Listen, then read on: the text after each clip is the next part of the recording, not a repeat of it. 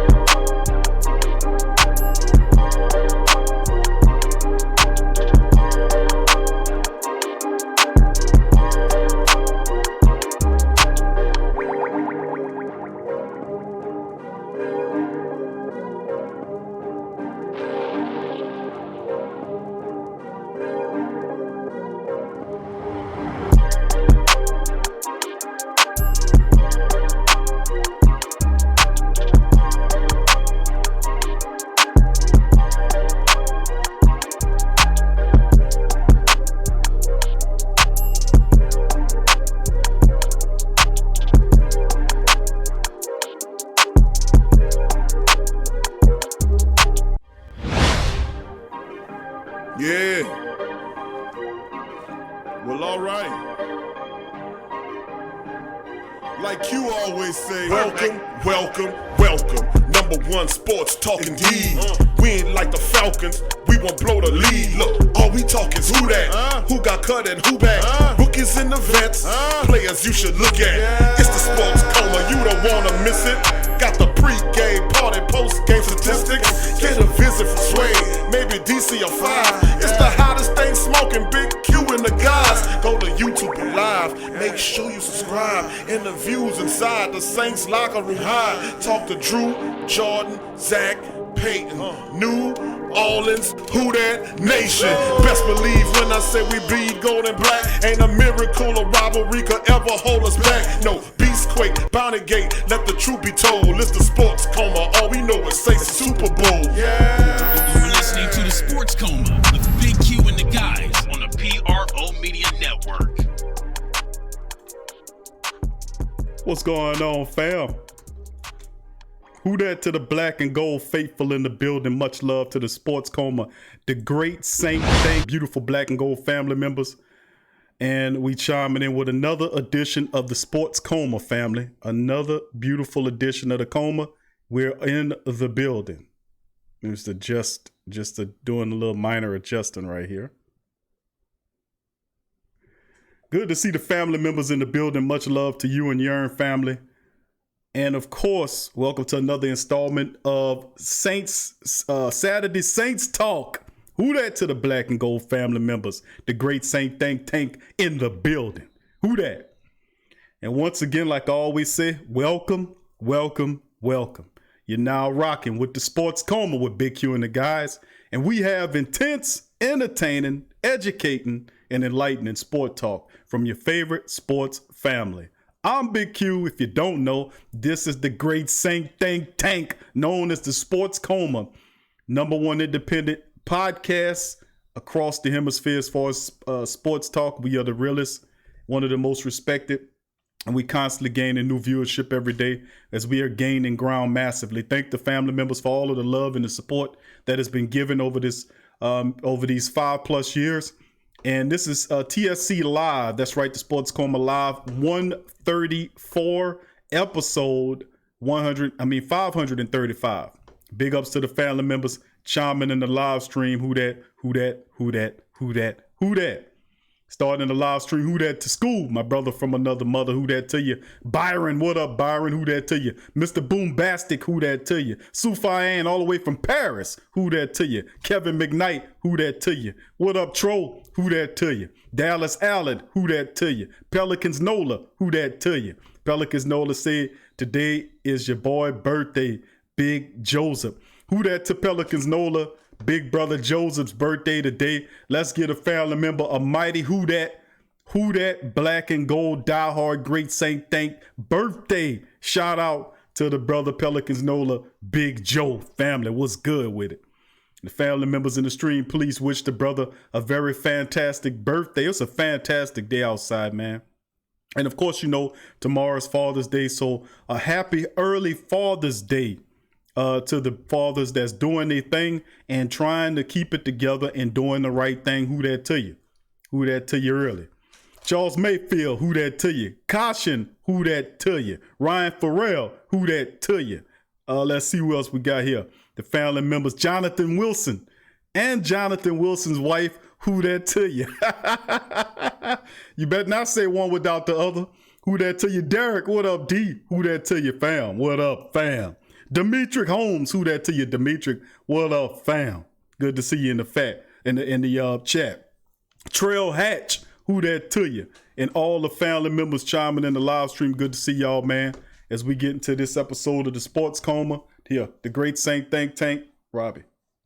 Yeah. Okay. Juice. But thank you. But who that to the family members chiming in the live stream today? What up to you, Donovan Grayson? Who that to you, Donovan? Who that to you, fam? Good to see your family in the chat as well. And like I said, family's good. It's always a fantastic time, man. I love the Saturday Saints talk. Even though it's not Saint time yet, I still enjoy talking Saints on a Saturday with the great Saint think tank, man. Most certainly I do. So we're going to chime into it, fam. We're going to cover a number of topics today, and we're going to get into it. I'll tell you what we're going to do today. We got about several articles I want to cover. We're going to talk about Thomas Morstead. He appeared on Rich Eisen's show, and he had an interview. I'm going to play a snippet of the interview he did with Rich Eisen, where he was basically giving us a check, if you will, on the status of the locker room. Now, this is straight up from Tommy Morstead, one of, my opinion, the greatest Saints punter to ever lace him up, and one of the greatest punters in NFL history, a surefire Hall of Fame in my book. He will chime in and give you his thoughts. Thank you, son. He will chime in and give you his thoughts on the state of the Saints mindset in the locker room. So big ups to you and Yearns as we get through that one. Also, we're going to break down and go into a real interesting article, the best Saints free agent pickups in the Sean Payton era. That'll be fun as we go over that as well. We're going to get into that article like we did the other day when we went through all of the bad lists. Remember that? When we went through all of the pathetic signings like Kobe Fleener, Champ Bailey, Jarris Bird, and all that kind of stuff. Remember that? Well, we're going to go through the good side. We took a walk on the wrong side. We're going to take a walk on the right side with this article as we expand into that one. Also, we're going to talk about another article from SI Sports Illustrated. Kyle T. Mosley, who that to the family members over there at the Saints News Network. Brother Kyle had a really nice article. I wanted to bring the light to the great Saint think tank and kind of bring that to him. We'll go over that article. Should the Saints trade for Jamal Adams? I know I got a few comments about that. And instead of just releasing the video on it, I decided just to cover it in today's show to have a topic of discussion. We'll also talk about the New Orleans Saints all-time Mount Rushmore. That was an article provided out by Fox Sports that goes over and says pretty much they're giving the 4 Mount Rushmore players for the Saints franchise in its entirety history. We'll go over what they say as well. And if there's any more time after that, I'll play several interviews. We'll start it off with Ryan Nielsen, the defensive line coach, who we have a lot of respect and love for. We'll play some of his interview. We'll also play some of special teams coach Dan Rizzi's interview, and Pete Carmichael. We'll probably tune him up too as well and get just a small snippet of information on them guys. And then after all of that, then we'll open up the phone lines and have the family members to chime in as well. So please hit the like button, subscribe if you aren't a subscriber, hit the bell to be notified for future events, and get your ass together, because here we rolling in the first article. So we're going to start off. I'm going to share my screen, and then we're going to jump right to it. Oh, yeah. Also, I wanted to cover this one right here by this man right here on my screen right now. I forgot it. Ryan Clark is his name. Ryan Clark had a very interesting story, and it was really interesting. I wanted to talk about this as well today. I really did. I wanted to go over this and play this with his experience about, and this has something to do when they were just addressing some of the stuff his family went through in terms of his father and the racism that he experienced. I wanted to play a little bit of that because that was a really interesting story. I don't know if any of you guys seen that, but we're going to go over that, and I'm going to play this to you because this is a good time to kind of touch upon some of these events that go on across time and some of the things that most athletes and people go through. And not everybody come from the same cultural background, but it's good to hear the stories or the past experiences of people to gain insight on where we need to be as a people. You know what I'm saying? As a people together. And like I said, I'm hopeful, more beyond hopeful. I know it could be done because we do it every time we go to Saints games. When we go down to the Saints and go into the Superdome, 70, 80, 90,000 people, just 60, 70,000 people in the building, probably 80,000 in the dome, including standing room only. Then outside the dome, another 40, 50,000 plus people. We can barbecue, drink, eat, celebrate, high five. We don't need to know each other, but we can all take in the love of the black and gold and be a family. If we can do that, there's so much other great stuff that we can do as well. You see, that is the example. So this is a really positive article. I'm going to play this story. I won't play it right now, but first we'll get our Saints news and we'll come back to it. But up first and close, we're going to Thomas Morstead's State of the Locker Room, in which Tommy Morstead basically broke down on Rich Eisen what he thought, and we're going to play it right now. Here is Tommy Morstead's thoughts on it. What's going on in the world and empathy. Boy, did this really settle into your locker room recently.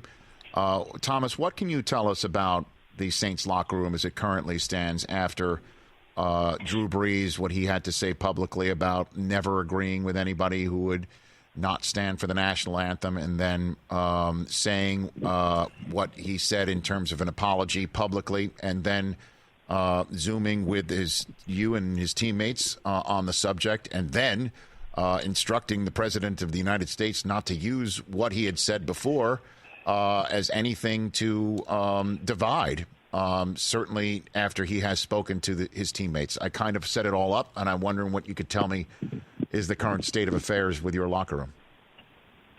Well, look, I think it's pretty evident over the past number of years that us to have the type of seasons we've had, to have lost the way we've lost in the playoffs the past 3 years and always bounce back. We've got a tremendous amount of leadership in the locker room, and leadership consists of sometimes dealing in conflict with teammates. And in my time, there's been no leader greater than Drew Brees, but that doesn't mean only having a captain's patch means that you're the only leader on the team. We've got so many leaders on the team. And I think this is going to be a blessing in disguise, not only for Drew, not only for our team, but for our nation. I think Drew's a man of conviction, and he just had a change of perspective after everybody on the team, we got together, and a lot of guys let him know how exactly they felt, and maybe that hadn't been said as clearly before to him. And all I know is Drew's not going to apologize unless he absolutely means it. He is not going to do something because of pressure or because of his brand. He's going to do the right thing. That's all I've ever seen him do. And I just know that he's going to handle this the right way. And I'm really excited to see what type of moves our team makes collectively, not only in New Orleans, but across the country with all the different sports leagues. Because I know somebody like Drew, with the power that he has to move the needle, if he gets passionate about something, the proof will be in the pudding, and he's already told us that his actions will speak a lot louder than his words, and so I'm excited to see what happens. So, I know what happens in the locker room stays there, but how would you categorize that video conference meeting when Drew was hearing from his teammates? How would you describe it? I would say it was extraordinarily vulnerable. It was difficult. It was emotional, and it was necessary. And like I said, I think everybody knows where everybody stands now. It's as clear communication as was possible, and that's a really, really positive thing. And like I said before, I'm just really excited to see what actions take place following what happened. And I know Drew. I feel like I know him really well. I've been his teammate for 11 years. And I've seen the way he's dealt with adversity, and I've seen the way when he gets his muscle behind something, he's motivated, he's gonna make a move. And so, hopefully, collectively as a team, we can all help move the needle. I know for myself personally, my eyes have been opened more than ever before in the past few weeks, and I'm a little ashamed I haven't done more or been more involved. And so, I'm looking forward to being part of that as well. Thomas Morstead of the New Orleans Saints, again, is the new book about his life, The Middle School Rules of Tom. That's an interview right there by Thomas Morstead off the Rich Eisen Show, family. And you heard what Tommy Morstead said. Like I said, man, you can't broad stroke everybody. That was a message back in the day from a lot of the leaders who was saying that there's no need to broad stroke everybody. You heard what Tommy Morstead said about knowing Drew for so long. And of course, when Drew apologizes, he don't just apologizes for nothing. That was an interesting message from Thomas Morstead as he delivered with that. Very insightful, family. So that goes to show you that the locker room, like we thought initially, that it's going to heal. This is a strong locker room, not just because these guys love playing football together. It's a spiritual component comprised in here, and it attracts other people to it, like it did Malcolm Brown. Who won 2 Super Bowl rings with the New England Patriots, who could have re-signed with them, ultimately decided to come to New Orleans because he said it looked like they were having fun. Well, we all know it's because of Drew and Sean Payton's combination, why the Saints are no longer a laughingstock. Prior to that, up and downs, in and arounds. If one thing you could say about Coach Payton and Drew Brees is they brought consistency here. And it's the right mentality, right mind frame. And we are not, people are not all perfect. We all understood this, but these things come to help to make us better if you're smart. So I really like that interview. I wanted to play that for the family members and thank the family members for giving me an opportunity to do that. Who that to the family members? Who that to you, Roscoe? Much love to you, family. And he says in Tulsa. All right, good to see you, family. Hope you are well and doing great as well, family. God bless you as well. And be safe out there, family. And happy Father's Day to you as well. Jay Gigaday. What up, Jay? Good to see you in the chat as well. Much love to your fam. Big ups to you. Good to see you in the chat as well. Much love to you and the family members chiming in. Jonathan said he got to cut it short today. And Michelle, who that to Michelle? Says it's taking him out for Father's Day. All right, man. That's what I'm talking about. That's what I'm talking about. And don't you spend 1 penny, Jonathan. All right. Who that to Jonathan, Michelle? Much love to them. Appreciate you guys for what you do. Thank you, Scoob. Thank you, Dada and Derek as well for upsizing my brothers and upgrading your game. Thank you, family. Appreciate you. All right, let's move on to the next item here. It says this is the best Saints free agent pickups in the Sean Payton era. This is a pretty fun article I found that I think a lot of guys will actually be appreciative of. And this is basically going over some really interesting signings that happened during the Coach Payton era, the more successful ones. Of course, Drew Brees sits entrenched at the top of the list No doubt about it, in my opinion. Rush Hour, who that to you? Rush Hour, good to see you in the chat, family. Who that to you? Heavy C. Henderson. What up, Heavy C? Good to see you, family. Who that to you? As we join in. Now, the best Saints free agents under Sean Payton, we starting off, of course, Drew Brees sits entrenched at the top of the list. You can't say no more than that. Then behind on number 2, Scott Fajita comes over in 2016 via Dallas. That was a pretty solid acquisition as well. Who that to you, Demi? Good to see you in the live chat as well, family. Much love to the Saint, the great Saint Think Tank family members chiming in. Who that to you? Scott Fajita, one of my favorite Saints all time. He came over from 2006. He really showed up and showed out for the Saints. And let's keep it going. Of course, Jabari Greer via Buffalo in 09. Jabari was a exceptional cornerback. The problem when he was undersized, but he was a smaller corner who had heart, who had instincts, had talent. He was just a really solid dude. And it's just a shame that Jabari Greer and Keenan Lewis could not remain healthy. Could you imagine what the secondary would have looked like if Jabari Greer and Keenan would have remained healthy over time? But Jabari Greer is another excellent one as he come over from Buffalo.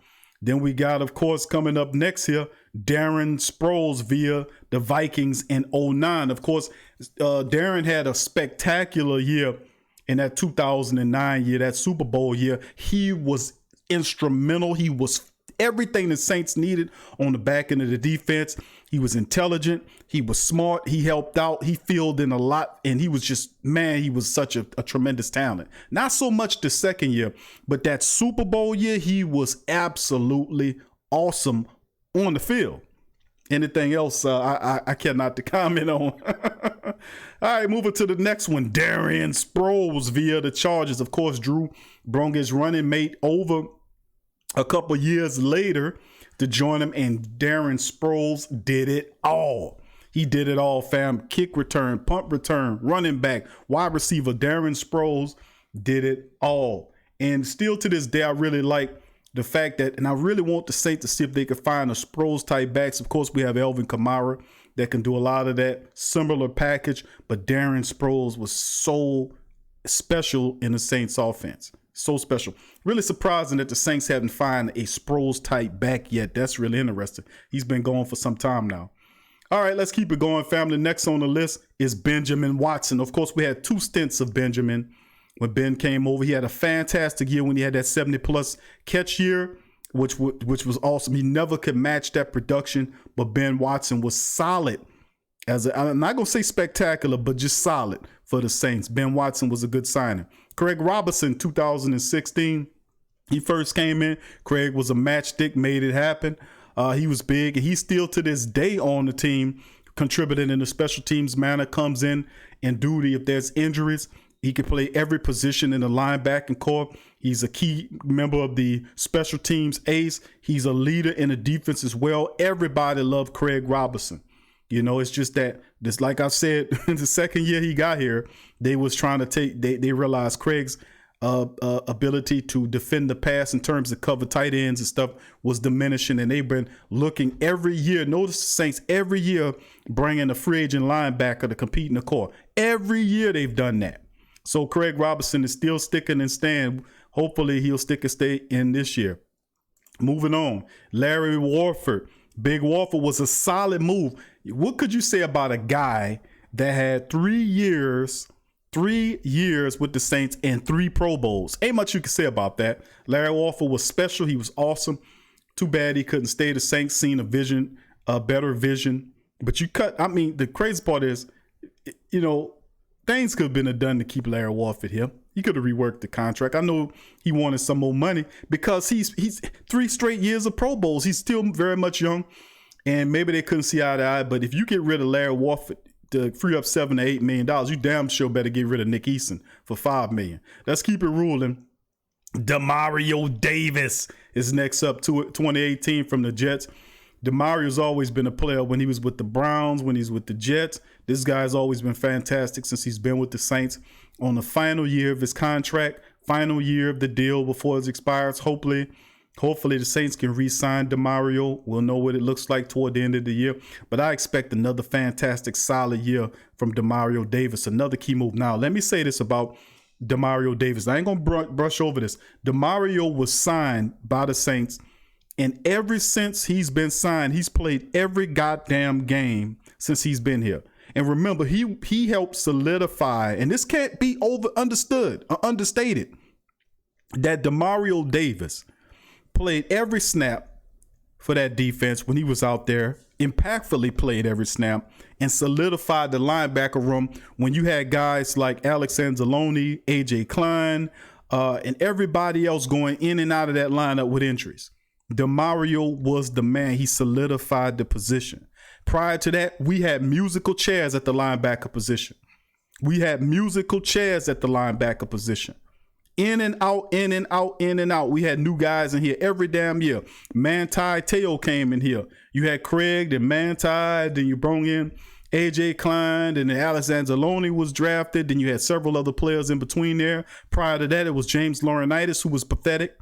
You know, and it was more and more the same. But DeMario Davis was the guy that brought stability to the middle of the Saints defense. Much love to DeMario Davis. And Hart, too. Smarts, Hart, everything. DeMario's the man.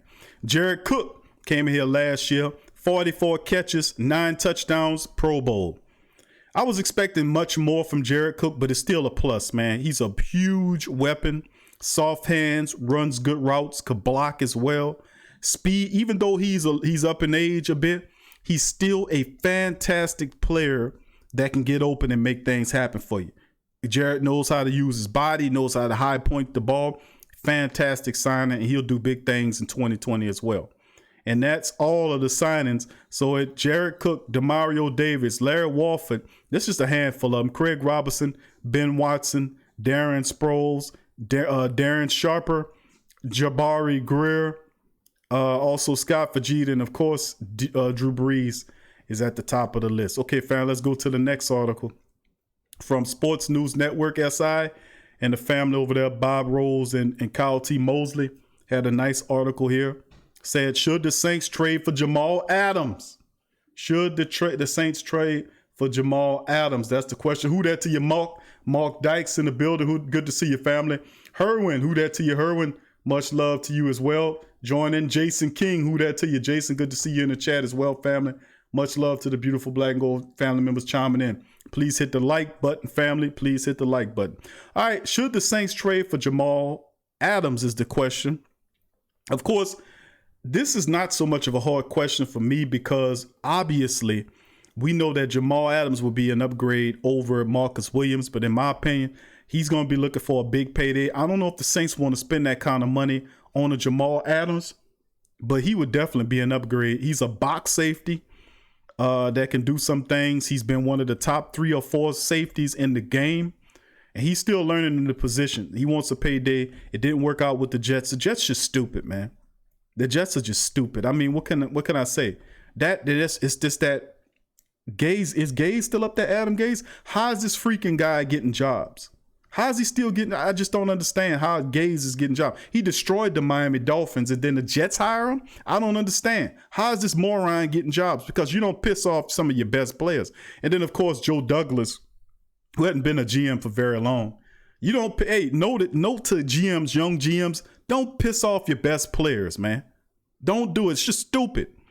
Let's cover the article. That's why and why not to Jamal Adams. The Saints uniform will be, let's just say, difficult. According to Kyle T, says Jamal versus the Jets is getting tense. The charismatic and incredibly talented strong safety has requested a trade from the Jets. Contract talks have come to an impasse for Adams. Why? The 3-year All-Pro desires a contract extension offered from New York before the 2020 season begins. Jets GM Joe Douglas has publicly professed his admiration and desire to keep Adams with the club. His slow pace has troubled their star player. Douglas does not believe yielding to Adams' contract demands is in the best interest of the franchise. Question: what does this have to do with the Saints? I'm glad you asked. Saints fans are tweeting and Facebooking about bringing Adams back home to Louisiana. Let's examine a few reasons why and why not. The Saints should trade for Jets All-Pro safety Jamal Adams. New Orleans would love to have someone of Adams' potential in the Saints uniform. He's an elite performer at the strong safety in the NFL. Does Mickey have enough resources to package a deal for the enigmatic Adams? Plus, here are a few additional issues to consider if a trade were to commence. Here's the why nots. Why would it make sense for the Saints to trade for Jamal Adams? Resources. Will the Saints part with a number 1 draft choice to get Jamal Adams? 1 draft pick would possibly be the lowest of expectations from GM Jets Douglas. Multiple future draft picks and possible players could be a part of the transaction. The only other talent in New Orleans the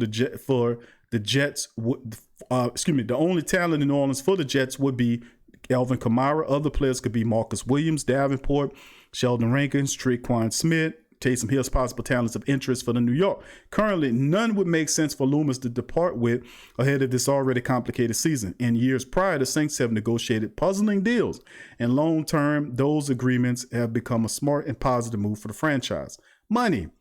According to Over the Cap website, has current cap for New Orleans just under $9 million. If traded, Adams will request a new contract from his new team. Loomis and Vice President of Football Operations Kai Harley have bought in expensive free agents with creative contracts over years. Case in point, in the recent Jameis Winston contract, it was strategically shrewd maneuver of New Orleans to acquire a starting NFL QB at a backup price for 1 year. However, a deal with Adams could have other ramifications. Keep in mind the Saints will have to address running back Alvin Kamara, Ryan Ramczyk, and Marshawn Lattimore's contracts over the next 2 seasons. We talked about that on the previous show, about how, looking at those, and those are not going to be cheap deals. Malcolm or Marcus, who will leave or switch positions at this point?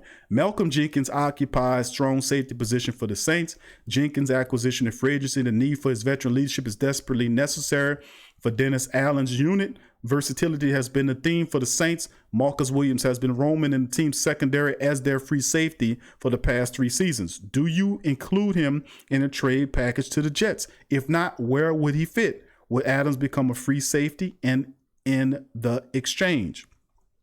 Chauncey Gardner-Johnson. Can Chauncey Gardner-Johnson be pushed further down the depth chart if New Orleans brings in Adams?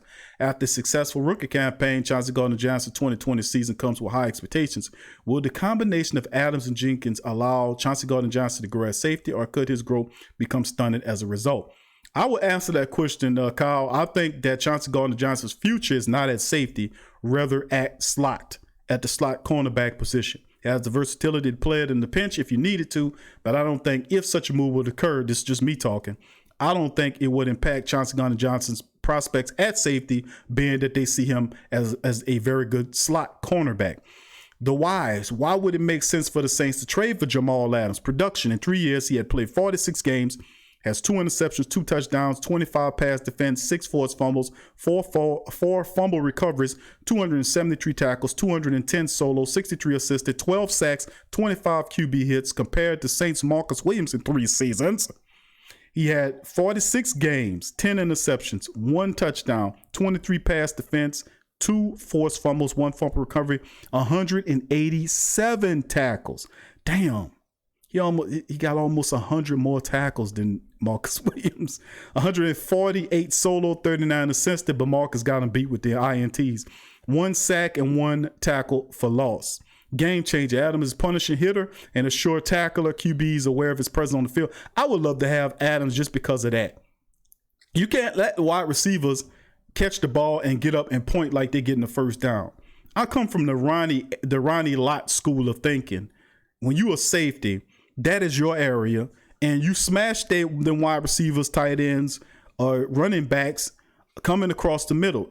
Hey, this is a pansy lead. We know that, but still in all, that don't stop that. Don't stop you from hitting them. If they say use your shoulder, then use your shoulder, within the confines of the rule.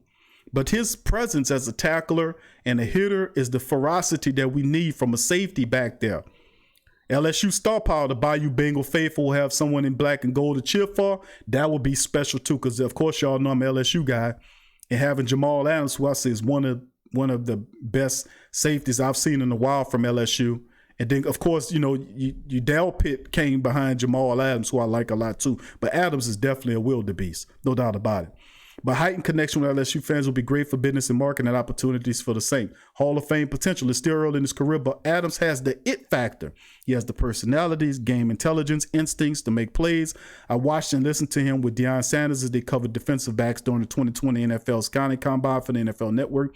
He already knows and understands the game. He went from man to man with Prime, covering the players' techniques, how they can improve their skills. If you place Adam in a system with Sean Payton and Dennis Allen and Aaron Glenn molding and shaping his career, he could see his career trajectory pointing towards Canton, Ohio. He reminds me of Ronnie Lott and Sean Taylor hybrid. I like his mentality. It is definitely the smash you. If that's definitely Ronnie Lott. But Sean Taylor, his mold and his size and how he could play, that's a spot on comparison to Sean Taylor. That's a good comparison. According to Sport Track, the Jets will allot for $7 million in cap space for Adams' contract in 2020. They picked up the fifth-year option on him at 9.8. Adams will become unrestricted if he's not offered a new deal in 2022. However, the Jets and his new team could add a year with a franchise tag. The franchise tag scenario seems unlikely. Consider this: why would the Jets even a new team risk having Adams continue playing unhappily under his original contract? In the long run, the deal for Adams could be too expensive. First, their pocketbooks will be lighter, cap space will become tighter, and the cost of losing talent, role players for New Orleans will be higher. Also, Adams did not include New Orleans Saints on the wish list, a team he prefers to land. Having Adams in the Saints defensive backfield would be great for Dennis Allen's squad, but let's face reality. The dollars won't make sense. Financially, the team is limited. Adding more limitations for the next few years will create more problems for the team. Nevertheless, knowing the Saints front office, we can never say never to any possible deal, right? That's true. Very true indeed about Jamal Adams. That is definitely true. But also you have a guy sitting on your roster right now named Marcus Williams that's in the final year of his contract. He is going to want to be paid, But Jamal, it's interesting. I don't think it happens. I don't think it comes this way. I don't think the Saints are willing to give that kind of money to Jamal Adams when they have not addressed needs of Alvin Kamara, Ryan Ramczyk, and Marshawn Lattimore. But like I said, like Kyle says as well, anything can happen with the Saints. Let's jump to the next story, family. New Orleans Saints all-time Mount Rushmore 4 best players in franchise history. Who that to the family members joining the live stream as I was running my mouth. Good to see him. Tyra, who that to you, baby? Good to see you. Brandon Comier, good to see you. Brandon Lloyd Vaughn, who that to your family? I see you in the chat. Inevitable Expertise, much love to you. Good to see y'all in the chat as well. And the rest of the family members chiming in. And Tori Shepard Sr., what up, Tori? Good to see you in that family. I see you. Pay attention, 26. Who that to your family? Hemisphere, what up, Hemisphere? It's been a while, family. Good to see you in the chat as well, man. The family chiming in. Please hit the like button, family. Hit the like button for your boy. All right, let's keep it moving here. As you see, Terry Bradshaw's mug on the front of the picture, looking confused. All right, this is New Orleans Saints all-time Mount Rushmore 4 best players in franchise history article by Fox Sports. And of course, it says outside the Breeze and Peyton era, Sean Payton, New Orleans Saints have not had a ton of success since coming into existence in 1967. New Orleans has only been to one Super Bowl, which they've won, defeating the Colts. The Saints have made the conference championship 3 times and lost twice, all of which came while Breeze was the quarterback of the team. It has been a tough existence for the Saints, but the team still managed to produce a handful of great players who at least made waves on the team's level. Who would make the all-time Saints Mount Rushmore? How about this? Pat Swilling. Pat's up on the docket next. What would your Mount Rushmore look like? Pat Swilling sitting on the top of it. Now, the Saints drafted Pat Swilling in the 3rd round, 1986. Out of Georgia Tech, he was a stud for the team for several years. Swilling played for the Saints from 86 to 92. He spent time with the Lions and the Raiders after that. He was a 4-time Pro Bowler. He had 2 first-team All-Pro selections before moving onto the Lions. He won the 1991 Defensive Player of the Year when he led the league with 17 sacks. That was big. Cam had 15 and a half last year. Overall, he had 76 and a half sacks with the Saints, 354 tackles. He's one of the best Saints defenders of all time, but unfortunately, he never made it far in the playoffs with the team, and that is unfortunate. The field mouse himself, Sam Mills, is next up. Sam Mills, another solid linebacker from Saints from 86 to 94, signed as a free agent when he jumped from the USFL to the Saints. He started 13 games his first season with them. He managed to put together 4 Pro Bowl seasons in New Orleans and was a part of the Dome Patrol linebacker corps. He later went on to play for the Carolina Panthers, who they built a statue for. Sam Mills, he was the coach out there as well. And the Jersey Shore native finished his career with 934 tackles, 10.5 sacks with the Saints. He later died in 2004 after battling intestinal cancer. His keep pounding mantra is still honored in Carolina, and his 51 jersey will also retire with that organization. Rest in peace and rest in power to the field mouse Sam Mills. He was special, man. Special. Drew Brees, of course, Drew sits on top of it. You can't talk greatest without talking Drew Brees. He's clearly the greatest quarterback in Saints history. His accolades with the team are endless, but let's run through them anyway. He's currently the all-time passing leader with 77,416 yards, and he has 65,000 of it, which came with his time with the Saints. He has 12 Pro Bowl. He was a 12-time Pro Bowl quarterback as a member of the Saints. 1-time first-team All-Pro selection. He was the 2008-2011 Offensive Player of the Year.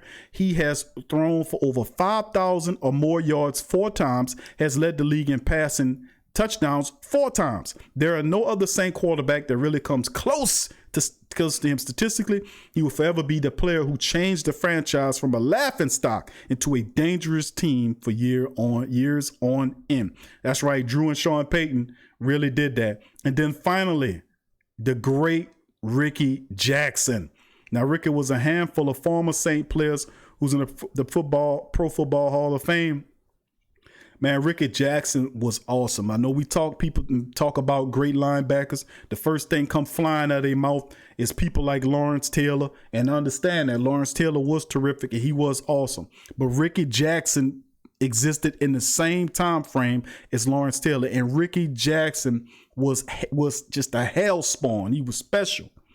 He should never have left the Saints. But the year he did leave New Orleans, he did get a Super Bowl with the San Francisco 49ers. That was a loaded team. God, that 49er team was loaded. Common policy, he basically bought a Super Bowl that year. All right, Jackson was selected in the 5th round out of a 1981 draft by the Saints. He played 13 of his 15 NFL seasons in New Orleans. He racked up 115 sacks. 115 sacks. 115 sacks for Ricky Jackson, man. I got to say that again. 115 sacks this guy had. 1,104 tackles, 38 forced fumbles. He has 6 Pro Bowl seasons in that span. He played his final 2 years with the 49ers. He was inducted in the Hall of Fame 10 years ago in 2010. And one of my favorite inductions, because Ricky could have broke a record with the Guinness Book of World Records, the most times for saying my hometown. In my own hometown. Y'all remember that? But anyway, let me go through some of these again. We played the article from the interview from Thomas Morstead on the State of Saints locker room. His thoughts on the Drew Brees situation. We played that early, just going over as a review. We went over the Saints' best free agent pickups under the Sean Payton era. We also covered the Jamal Adams trade question, and then we went to the Saints' Mount Rushmore question. The 4 greatest Saints on the Mount Rushmore. Okay, and that was just really good one right there. And then finally, I want to go to this one here. I'm going to play this right here from Ryan Clark. Y'all know I give Ryan Clark hell sometimes because he talks shit about my Saints, and I get on anybody that do that. But Ryan Clark is from the area. I don't have no problem with Ryan Clark, but I have to be honest with you. Ryan Clark had a really interesting story that he was talking about. I don't know if you guys heard this before, but I'm going to play this interview. It's about 2 minutes, maybe 3 minutes long, about Ryan Clark and, I guess you could say his experiences with his father. And it's really eye-opening. Please open your minds to what this man is saying and hear what he's saying. Very unique. I'm going to play it right now. Here we go. Story my dad has been telling around me forever, and we actually laughed at it. And it takes on new meaning for me. When 1977, my father was at a fast food restaurant with his girlfriend. His girlfriend at the time, and I know we're trying to get rid of colorism, was a fairer skinned woman, but she was black. But to the white guys in there, she was a white girl. And so they start harassing him, and they're using racial slurs and calling him an N-word. And so they attempt to jump my father. And so he jumps behind the counter, and he's looking for something to protect himself with, but it's a restaurant. All they had was plastic utensils. And we would laugh about that story. But he said, I never thought that this many years later, my grandson would be experiencing the same racism that I did. And so where we are in a point to where people are starting to listen, where people are starting to understand who didn't understand before, I believe that the true racists, the people with true hate in their heart, are starting to feel a little bit of the power that they felt over the last few years slip away. So they're going to double down on their racism. They're going to double down on their hate. They're going to double down on their evil. And that's what this woman did. And at the end of Jordan's statement, he kind of lists some of the things that he thought about himself and said, to this woman, I was none of those things. His entire life, he has grown up as my son. And it was my job to put him in better situations than my parents could put me. So he grew up in very affluent areas. He went to schools that were predominantly white because those were the schools that I felt could give him the best opportunity to succeed. But he was always treated as Ryan Clark's son.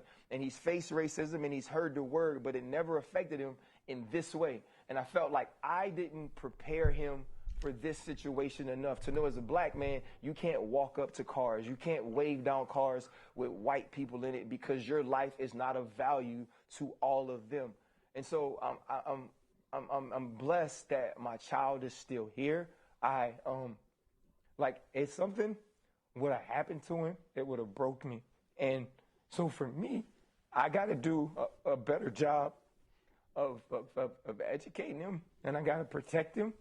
Because I wouldn't know how to live if he wouldn't have made it out. And so thank you for everybody that reached out to me. And I know it's getting better, but it's not better yet, and better for everybody. And, we just got to keep, staying together, man, and just doing what we can.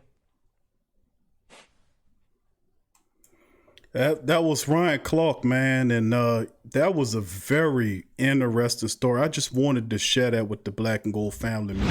That we don't all come from the same culture or background, and some of us don't have that view. Some of us, we just don't know. But I caution everybody to pay attention to everybody's experience. That's the way we're gonna learn here, family. And listen, I know for a fact that we can whip this stuff. I know for a fact that we can whip it. We can damn sure whip it, because we whip its ass every time we go to a Saints game, like I said before. And I continue to say, we can whip its ass. We go to Saints game. We don't care about that. We don't care about what color you are, what's your preference, sexually or whatever. We don't care about that. We go up in there, we all drink, we eat, we party, and we celebrate together, and we don't even know each other. We complete strangers. If we can do it there, we can do it anywhere. So like I said, I just wanted to share that story with the family members of what that man said. And it speaks volumes. So, just listen, family, open your hearts and your minds and just listen, that's all. All right, going back, who that to the family members joining the live stream as we went through our stories. Much love to you. Travis 504, who that to you? Bentley Morrison, what up, Bentley? Good to see your family in the chat. Mr. Fire D, what's up, Mr. Fire D? West Bank here. All right, the West Bank in the building, baby. Jesse Jackson in the building. What up, Jesse? How you doing, family? Good to see you in the chat as well. Much love to you and Yearn. On today, Uncle Paulie's in the building. What up, Paul? Who that to your family? Good to see you as well in the building. Much love to you and the family. And let's see Marvin. What up, Marvin? Marvin Tobias. Who that to you, Marvin? Good to see your family in the chat as well. Who that to you and all the beautiful Black and Gold family members. If I missed you, just shout me out. Say who that Q, and I'll give you a shout out on the show. But that was some interesting stuff as well, family. Is that we went over some of the stories. We talked about that. The Mount Rushmore question, And there was a few people. Now, that was a pretty good Mount Rushmore question, but that wasn't done by Saints fan. You could see that was a person that was just doing an article. And they did a good job of picking Rickey Jackson. But really, Rickey Jackson should have went above anybody. No disrespect to Sam Mills, the field mouse. Don't get me wrong. And no disrespect to Pat Swilling. You know, but it's definitely Drew Brees at the top of the list, obviously, because you get a quarterback, his fair due. And then behind him, there is no second. There is nobody in the organization higher than Drew Brees, number one, and Rickey Jackson, number two. No doubt about it. Then you can filter out the rest of them. You could put Willie Roaf up there. I would even put Willie Roaf above Pat Swilling and Sam Mills. No disrespect to Sam Mills. I love Sam Mills. I love Pat Swilling too.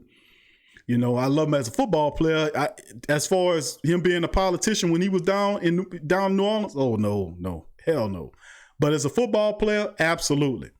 But the reality is this, man, is that there is no two Saints higher than Drew Brees and Rickey Jackson. No doubt about it. Those two guys are the literal logo or mantra of what it is to be a Saint player. I mean, sustained success and domination over a long over a period of time. That's what Rickey Jackson did. Rickey Jackson was a monster. You could put Rickey Jackson on the defensive line. Matter of fact, that's what the 49ers did. Rickey Jackson went to the 49ers. They turned him into a defensive end. He was tearing ass up. Rickey Jackson could stand up and get you. Rickey Jackson put his hand on the ground and get you. Rickey Jackson was a bad boy. We know about Drew. Willie Roaf should be on that list too. Really should be the third. That's three right there. That's three of them right there. Drew Brees, Rickey Jackson, and Willie Roaf, that's my three right now. Now, who the fourth person is? Nobody can come up in here and say, Q, you're wrong on all them. Nobody gonna say Drew Brees don't belong on the Mount Rushmore of football for the Saints. Rickey Jackson damn show up there. Willie Roaf is damn show up there. And who's the fourth Saint to go up there behind him, huh? Who would be the fourth Saints that without a doubt belong on the Mount Rushmore of the black and gold great Saint think tank nation? I know Uncle Paulie in there. Who that to you, Jamie? Good to see you in the chat as well. Sean, what up, Sean? Good to see your family in the building as well. Let's see. Bubba down south. What up, Bubba? Good to see your family. Much love to you in the chat. Good to see you, fam. Who that to you? Young Bloods. What up, Young Bloods? 46. Who that, fam? Good to see you in the chat. I know that Ryan Clark was some real talk. I don't know if anybody's seen that Ryan Clark, but we're gonna talk about it a little bit more after I get through this talk on it. Mr. Fire D says Deuce McAllister. That's a good move. The greatest running back in Saints history is what? Deuce McAllister. Deuce McAllister is the greatest running back in Saints history. Huh? Is Deuce, this is a tough one, I know. Sports Talk, what up, Sports Talk? Who that, fam? Good to see you in the chat. Sport Talk 365. Okay. Mr. Boombastic say Dempsey. Would you put Dempsey over Martin Anderson? I would put Martin Anderson over Dempsey. Does Joe Horn, Ryan, who that to you, Ryan? Ryan Farrell says Joe Horn. I was about to get to that, Ryan. I would say, okay, listen. Okay, we got three of them. Everybody in the chat can say, Q, listen. You right on Drew. That's a no-brainer. You right on Willie Roaf. That's a no-brainer. You right on Rickey Jackson. That's a no-brainer. But who would be the fourth one on that level? Is there another great? We have those guys are on a level higher than most of the other greats. But then underneath those guys, you got guys like Joe Horn. You got guys like Deuce McAllister. You got guys like Wayne Martin. You know, you got guys. Where does Pat Swilling fall in that? You know what? I mean, talk to me. Who gets that final fourth spot, family? And you're absolutely right. See, I got Eric Martin. Hemisphere says Eric Martin. But who's higher? Who's higher on the list? Who's better? Is Marcus Colston supposed to be on the list? Remember, didn't Colston catch all the records? Is Colston on that list? Colston was there all those years as well. Is Marcus Colston on that Hall of Fame list? I said, nobody said Marcus Colston. I'm throwing Colston out there. Trail, Sean C. What y'all think? Byron, Mr. Boombastic, School, Derek, Dada. What y'all, Demi, all the family. What y'all thinking on this in here? Because I got three dominant Saints, Drew Brees, Willie Roaf, and Rickey Jackson. Now, who's the fourth guy to get up there? I wouldn't say Eric Martin. I love and respect that question. I wouldn't say, and Iceman says Archie Manning. It's Archie Manning up there. It's Archie Manning up there. Mark says Archie Manning. Trail says, BQ, we got to replace Martin Anderson. He played for the Falcons. So did Bobby Abel. Joe Horn played for the Falcons. You know, do we take him off of there? That's not their fault. Because that's not their fault. That was the Saints' fault for letting those guys go. Joe Horn went to Atlanta. They didn't retain these guys. It wasn't their fault. Bentley says, love Derek Martin, LSU. Paul says, Michael Lewis, Frank Ward, Dalton Hilliard, Craig Ironhead Haywood, Tyrone Hughes. Sean says, if Colston has catching records over many years, how could he not be? Great question. That's what I'm saying. Colston is the best wide receiver in Saint history. Am I correct? Am I correct here? Am I correct here, family? Colston is the best wide receiver in Saints history. Byron says Zach Strief. Come on now. Talk to me. That's a tough one. Jari Evans says Mr. Boombastic. But if we talking wide receivers, the best wide receiver that ever played in the Saint uniform is Marcus Colston. Marcus Colston owns the records. He owns the records. So if you got Colston is higher on that list over Joe Horn, over Eric Martin. Colston has the records. Then if you look at the running back, it's Deuce McAllister. He has the records. Actually, did Mark Ingram take Deuce down? Where my statisticians at? My historian, where you at, Uncle Paulie? Uncle Paulie, didn't Mark Ingram take Deuce McAllister record down? Come on now. If we talking Deuce, I like Deuce as that guy. But if we talking Russia, it didn't Ingram catch Deuce McAllister. Let me see here. I think he was close. I don't think he caught him. I think he would. Let me look it up. Okay, hold on. Give me just a second, family. We'll put it to bed right now. All right, hold on here. All right, no, it's still Deuce McAllister. Deuce, all-time leader is the all-time passing leader, of course, is Drew. All-time rushing leader is McAllister. 6,096 yards with 49 touchdowns is Deuce McAllister. All-time receiving leader, this is according to Pro Football Reference. According to Pro Football Reference. All-time receiving leader is Marcus Colston. 711 catches for 9,759 yards, and the guy got 72 touchdowns. All-time scoring leader, Martin Anderson, 1318. 1,300 points is Martin Anderson. And I think Martin Anderson is I think he was the highest. It was either him or Anderson. I think Anderson took it from him. At one time, as far as the kickers go, he had more points than any. He was had more points than any other kicker in the league. He kicked for like 20 years or something like that. 22 years or something crazy like that. I gotta say, man, that's a tough thing to chime in off, man. But if you talking Mount Rushmore and there's only 4 spots, we already settled 4 spots. Deuce McAllister is up there and Marcus Colston. We talking about perfection. It's only 3 in my book that you could throw up in there if you talking that perfection. Y'all vote on it. We can vote on it right goddamn now. Please hit the like button. We'll vote on it and decide right now who gets the 4th slot on the Saints Mount Rushmore. We'll vote on it right now. Okay. All right. Let me see how we go. Okay. I want Derek Scoob, y'all do me a favor and keep counting the votes. We about to do a poll. Okay, and the poll is for the 4th slot on Mount Rushmore. Number 1, just if you just joining. The number 1 guy, we got 4. We already got 3 on the Mount Rushmore. Can only be 4. Number 1 is Drew Brees on the Saints all-time greatest Mount Rushmore. Drew Brees, Ricky Jackson, and Willie Roaf. That's 3 of them. Who's the 4th guy? I present to you 3 guys, 3 candidates. You guys might not all like to hear it, but I'm doing this because these guys own the statistics. They're the number 1 in the Saints record books, what I'm about to tell you. Number 1, Marcus Colston. Number 1 wide receiver in Saint history. He got the records. Marcus Colston. That'll be number 1. Vote number 1 if you think Marcus Colston should be the man. All right. The second guy that I'm going to present to the family members is Martin Anderson.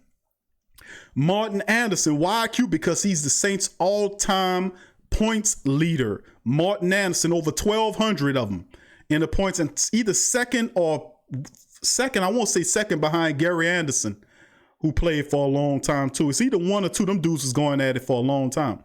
But those two dudes. Okay, so you have Colston with 1, Martin Anderson with 2, and the third one is Deuce McAllister, who's the all-time Saints rushing leader. Okay, and Deuce is loved because he a local dude. He was kicking ass, and Deuce McAllister was just, man, if the injuries never would have stopped Deuce, could you not understand what Deuce McAllister could have been? Huh? Could you not understand? If injuries wouldn't have slowed Deuce McAllister down, could you not understand what he could have been? Deuce McAllister he used to kick return. If you remember when he first got to the Saints, go back and look up the footage. Deuce was a slimmer version, catching, running. He was kick returning, punt returning, running over people, running around people, stiff arm and catching. He was fantastic, Deuce McAllister. Then he had those knee injuries. Then those injuries started to mount, and then it slowed him down. And he was still effective even as a power back. But Deuce McAllister is that guy. So number 1 on the list, please vote. We're going to vote these 3 guys. Number 1, vote for 1 would be Colston. So 1 is Colston. All right. Let me write this down because I got all kind of stuff going through my mind. All right. Colston's 1. 2 is Martin Anderson.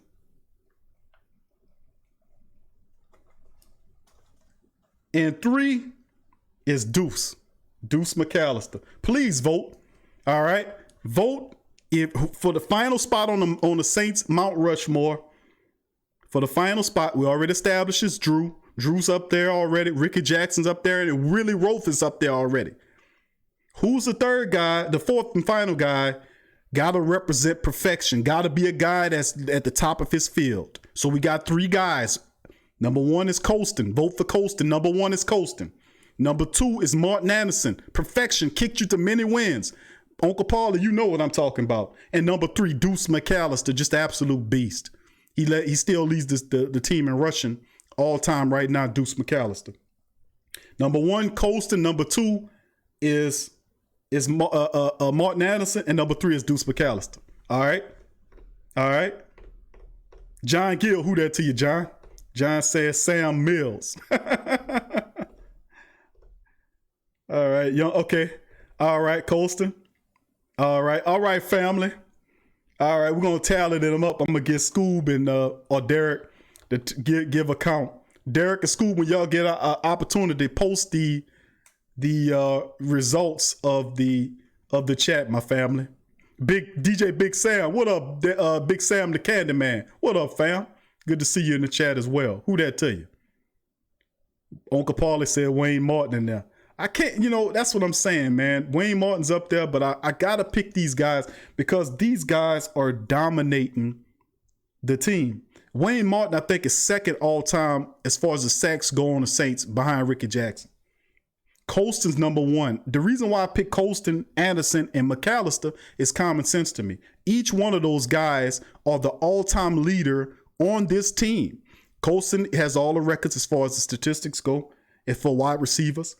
Martin Anderson is one of the top kickers. He's a Hall of Famer. And then Deuce McAllister is an all-time rusher. You got to be an all-time guy to be on that Mount Rushmore. You got to be leading ahead of the pack to be on that Mount Rushmore. We know Willie Roaf belong there. We know Ricky Jackson belong there. We know Drew Brees belong there. But who fits up there next? All right. The family members still voting. In games we trust. Who that, family? Good to see you in there. Thank you for voting. All right. We're going to get a tally. Rush Hour. Who that to you, Rush Hour? Good to see you, fam. Who that to you? Thank you for joining us. All right, we're going to get a tally. The brothers going to work it out, and they will present a tally. Jamie says number 2, which is Anderson. Martin Anderson. All right. Lloyd says Wayne Martin is the second best defensive lineman in Saints history. That's right.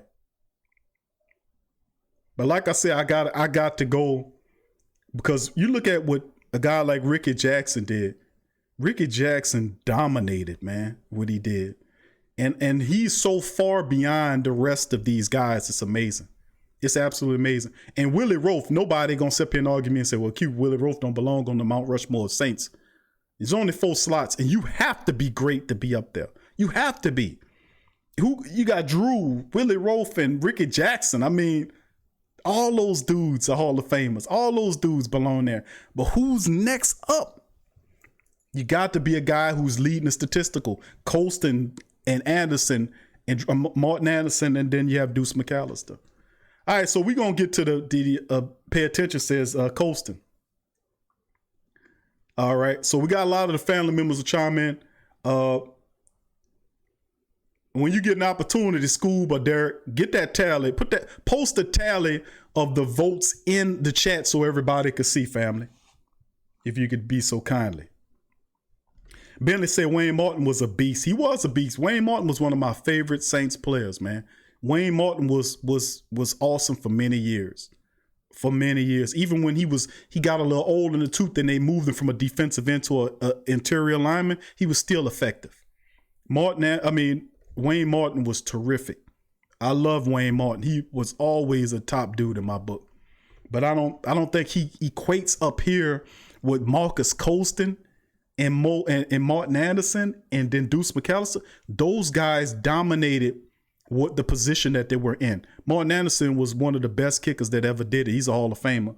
Colston is in the Saints Hall of Fame. He dominated the wide receiver records, took it from Eric Martin and Joe Hahn. He took it from him. As a 7th round draft pick, no less. Nobody seen Marcus Colston coming. Nobody. Colston took the wide receiver, and that's even more stellar to me. And then, of course, Deuce McAllister, man. Deuce McAllister, he would have had a lot more than that had he not got those injuries. In Game We Trust says, I would have picked Deuce, but injuries just derailed him, but he was still effective. Yeah, that's what I'm saying. Deuce McAllister was something. He was a badass, man, before them injuries. Even with the injuries, he was still pretty good. But, man, he gained all that weight after that. But if y'all can remember what he was prior to the injuries, my goodness, Deuce McAllister was something else. Something else, man. It's just sad. It's sad that those injuries kind of derailed him a bit. But Tyrone Jones, who that to you, Tyrone? Gundam, who that Gundam? He says, Big Q, we have a season. I think it's a conspiracy against the Saints because they know we stacked. I think we'll have a season, bro. I think we'll still have a season. Even if you have to play these games and test these players, they're going to test them every day. That's the thing. That's the because if they're going to play the games, they got to play them according to what the government say, or be shut down. So the government's saying you could play, just no fans in the stands right now. You got to test your players every day, yada, yada, yada. And of course, the NFL's working on a helmet, a weird looking helmet as well. And that's another thing, that of course they'll come out with a specialized helmet that most of the people might end up wearing. But, there was a mock on NFL, like a helmet that they had that somebody made that could possibly, now they're not saying it is this, but they're saying that it could possibly, there's just an idea of what it could possibly look like. And I don't know if y'all seen it, the little helmet that they created. Let me see if I can pull it up for the family members and then we'll move on. Let's see here.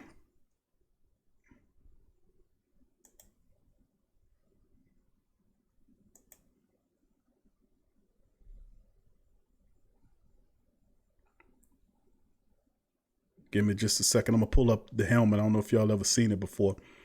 But this is what they're saying that would it could possibly look like. Of course, the little article saying, no, it's not going to look like this. But this could possibly be something with a mouthpiece on it or something. This is not the official helmet. This is just somebody giving an idea of what it possibly could look like.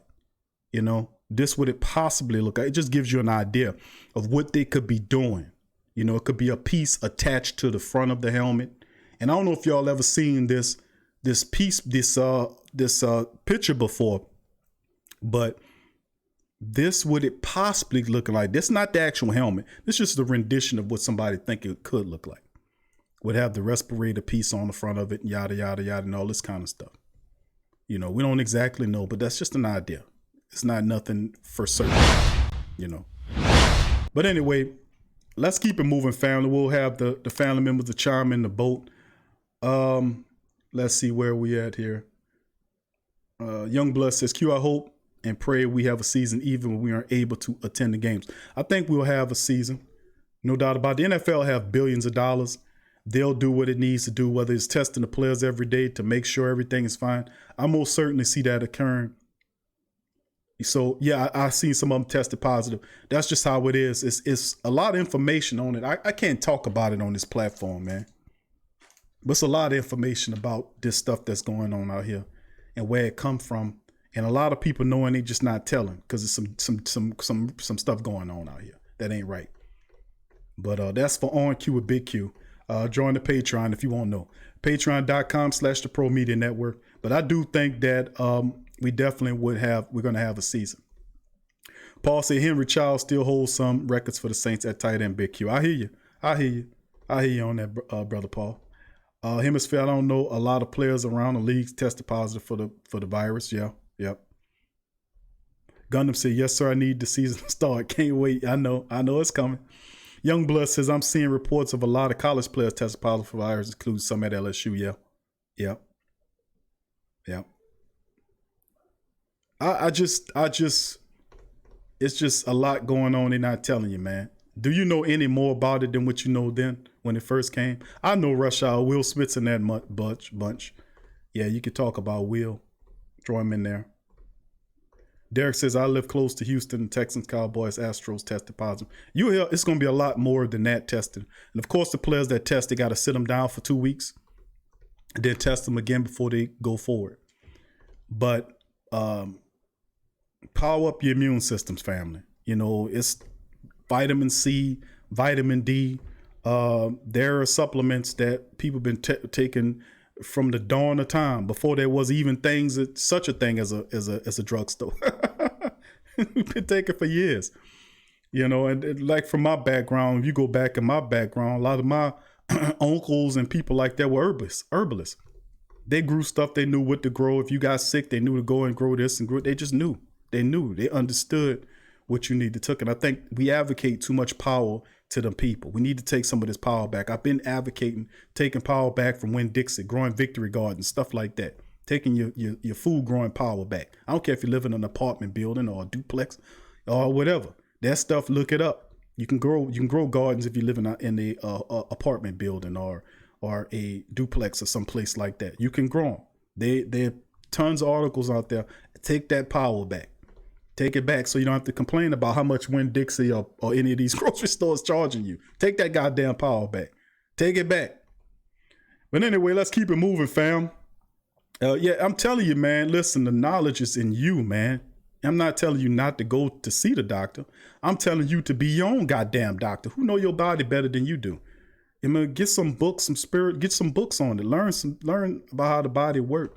You know, they got herbalist books out there teach you everything you need to know. Because in this age, a lot of stuff is you're going to have to learn that stuff, how to keep yourself and your family healthy. You can't advocate all your power away. You know what that's going to eventually make you? When you don't have no power, you know who has no power? Guess who has no power? I don't need to say it. Y'all know. Gundam says these doctors are liars. Many sick cases they're attributed to. There's many doctors coming out blowing the whistles on this. Like I said, this ain't the platform. If you want to hear, you got to get your ass on Q with Big Q on the patreon.com/the PRO Media Network. That's the platform that we talk about stuff like that. So if you're interested in, the link is in the description section below. Ask people like Dada, ask people like Scoob, ask people like Derek, there are tons of people, the family members that's a part of the Patreon family. We cover that on there. They know what's going on. They know we cover that ad nauseum over there. All right, let's keep it rolling, family. Let's Derek, Dada, Scoob, and if let me see if the family members have posted any of the results of what people were saying. If you get a chance, Derek or Scoob, have you been taking count on the poll? Please post the results. And okay, Scoob, I see you. Thank you, Scoob. I see you, Scoob. Scoob says for Colston, 16 of them for Colston. He got 11 for Martin Anderson, and you got 14 of them for Deuce McAllister. So right now, according to Scoob, he's saying 16 votes for Colston right now, family. So Colston right now is beating out Deuce McAllister and Martin Anderson for the 4th spot on the Mount Rushmore. Thank you, Sean. Thank you, Scoob, for that as well. Thank you. Yeah, Sean C as well. Ask Sean too, the Genesis. Sean know as well. Thank you, Sean. All right, fam, let's move on to the next subject. That was really fun to talk about the Mount Rushmore or stuff like that. But let's move into the next topic, the discussion. Like we said, we talked about the Drew Brees thing. We even talked about, and I showed you that article about the helmet. That's what it's going to have to be. A lot of the players were talking about it being different, and you're playing in an environment like it is in the world. You notice if you've seen some of the hockey games, did you see some of these hockey games and the racing things? There's no fans in the stands. They got it all covered up with advertisements and stuff like that. And it's just absolutely terrible. It's terrible, man. It's sad. And this is what they would call the new normal. They're calling it the new normal. This is the new normal. People-less sports. Only the players that, and then if you watch the soccer game is simulated crowd noise. And the crowd don't go up, it don't go down, it just stay even the whole game. It's just like, what?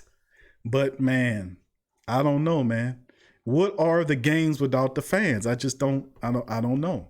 I don't know. We will see in this thank you, Sean. It says kiwi is rich in necessary vitamins as well. Yep, sea moss is another good one if you can find it. Sea moss is a really good one. They give you everything. Damn near everything the mineral your body needs is in sea moss. If you can find that, that'll be fire too. Yeah, I'll tell you one thing, man. That is going to be a very unique and weird season, man. No doubt about it. With no fans in the stands. Anyway, family, let's get to the part of the show where I'm going to open up the phone lines and let the family members chime in. So you can feel free to hit the line up, bang the line, like the big homie Big Josh says, bang up the line. Live lines open, family, so you can chime in and get your talk on.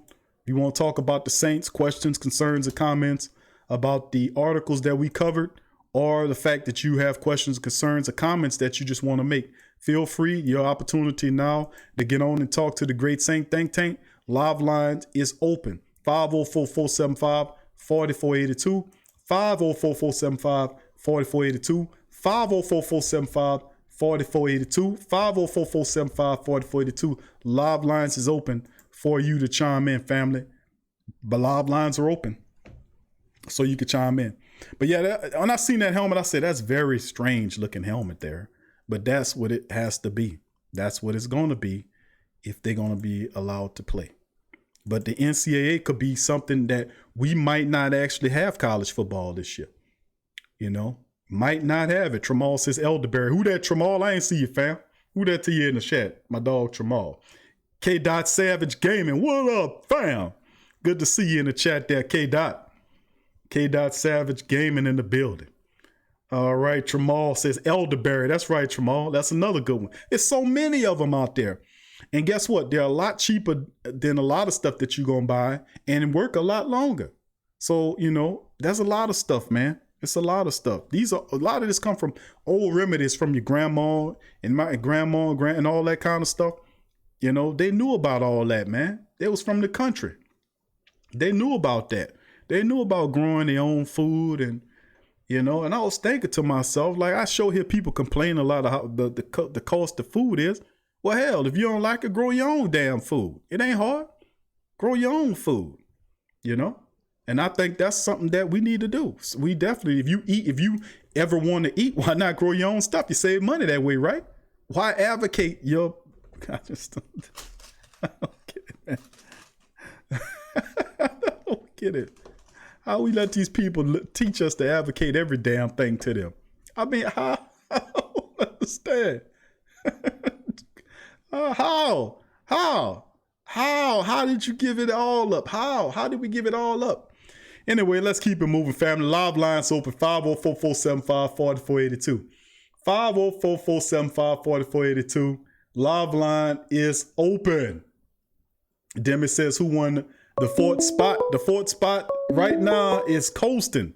is operating the fourth spot. Demi, it's Colston. Who that family? Thank you for joining the Sports Coma, the great Saint Tank, baby. Who on the line? What's going on, Q? How you doing, man? What's up, brother Paul? How you feeling, my friend? Oh, I'm doing good. That's right. What's on your mind today, there, historian? I see you got that gumbo going today, and it's just so too much. You ain't got enough time, Q, to get in all that stuff. Just a little bit of everything. Yep. But yeah, man, we'll be here, like you say, from 8 ways to Tuesday, debating that Mount Rushmore. You know, that's just there's just so many great players over the years. You know, right. It's a bunch of them. I mean, you have to have you got to have a barometer, so to speak, of what the player do. Now, and the reason I put a Colston up there is because Colston, they know there is no other wide receiver in Saint history that did more than Marcus Colston did, statistically speaking. He got all of them. You talk about Martin Anderson, all-time points man. You looking at a guy like Deuce McAllister, he owned the rushing title. No matter how many different running backs we've had that cycle through the black and gold, the top dude as far as rush is concerned is Deuce McAllister. So there have to be a barometer. There is no argument about Willie Roaf. Everybody know Willie Roaf belong up there. Drew Brees, no argument about him. No argument about Ricky Jackson. But then the rest of those guys, below those three, then it's like a mad dash to see because everybody didn't want to throw their guy. They won't throw Pat Swillen in there. They won't throw Joe Horn in there. They won't throw Dalton Hilliard in there. They won't throw Eric Martin in there. They won't throw all these other guys in there. And you got to be able to have a barometer. Greatness is what it takes to be up on that Mount Rushmore. Greatness. Oh yeah, it's longevity. That's right. They did it for a long time. But you know what? Marcus Colston doesn't really get his props because he wasn't the fastest guy, like kind of like Eric Martin, but he could catch everything you put near him, Mm-hmm. And correct me if I'm wrong, Marcus Colston, all the numbers he put up and whatnot, I don't think he ever made the Pro Bowl, did he, or did he not? No, he never made a Pro Bowl. Never. Nah, that's sad, Q. Terrible. That's really sad. And you Brother let Paul, don't forget he was a 7th-round draft pick. Kamara make the Pro Bowl last year? Go ahead. I know he's. It's just, you're right on the Kamara thing. I was I said put an asterisk on that. I'm like, put an asterisk on that. Too. But you're right on Marcus Colston. Marcus Colston was a guy that never made a Pro Bowl. And he was a 7th-round draft pick that climbed into the Saints starting lineup and took over the record book. 7th-round pick. So I mean that is, you got to be great to do something like that. To come from the 7th round. Usually those guys don't make the team. Then take over the spot and then hold it all those years and become Drew's favorite target over all those years and take all the records. You got to give it to Marcus Colston. He was a lifetime Saint. After he left that, it was he retired a Saint true and true. He didn't go anywhere else. He was a lifetime Saint, if that mean anything to people. That's why I said greatness, man. Colston was great at what he did. And you know what, Q? He was durable. I don't remember him being hurt a whole lot.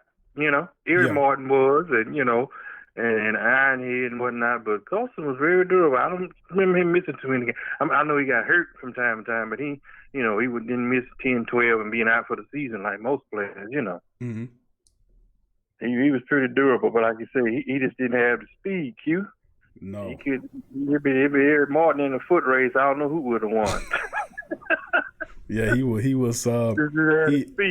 was definitely what they call it, horizontally challenged. He couldn't move, but he caught everything come toward him. Though I tell you what. Oh yeah, but you know what? That just kind of picking at Marcus Colston should be at least in the Saints Hall of Fame. But at least he didn't get tackled by a lineman like Eric Martin did that time. You remember that, Q? Oh yeah, he ran him down. How you get a receiver? You get tackled by a lineman? Come on. I remember that he was running and got. Yeah, I remember. I was like, man, you got to be kidding. The linebacker caught him. I caught it. I was like, come on. But could catch anything you throw to him. That's just the way it is. Yeah. And the Mora era. Mora took what you could give him, and then. But you know what?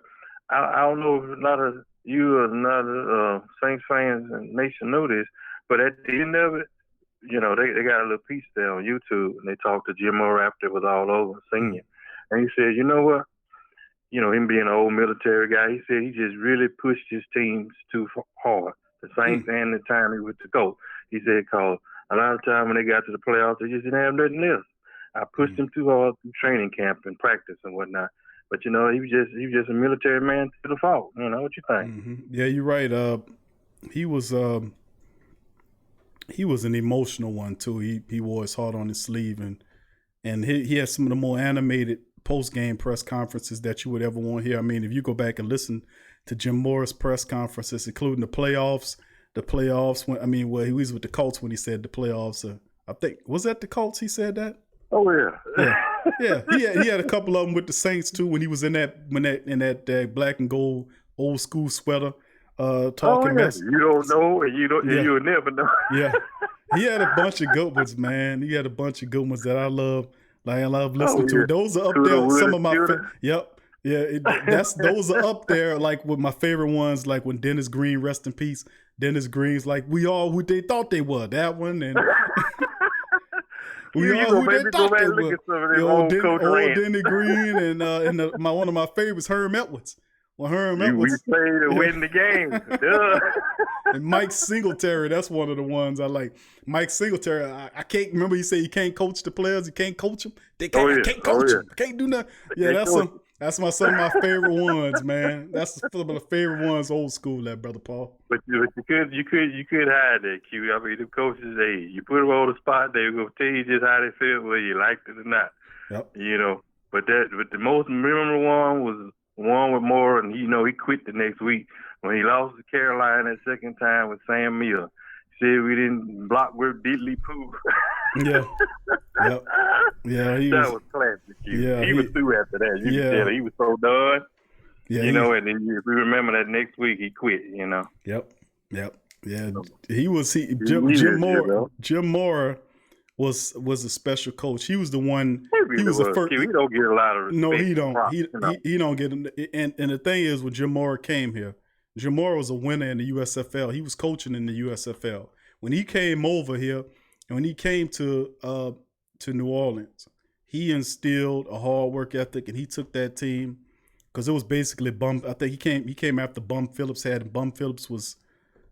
Just his name was his game. Bum Phillips. Just his name was his game. The team was underachieving, losing games in all kind of ways. And Jim Moore run the ball to play defense. That's all Bum cared about. It was nothing. It was nothing. And Jim Moore gave the franchise a fresh air. He gave him a breath of life and made the team a serious contender. He made them start winning games. We got to the playoffs, and we were really competitive.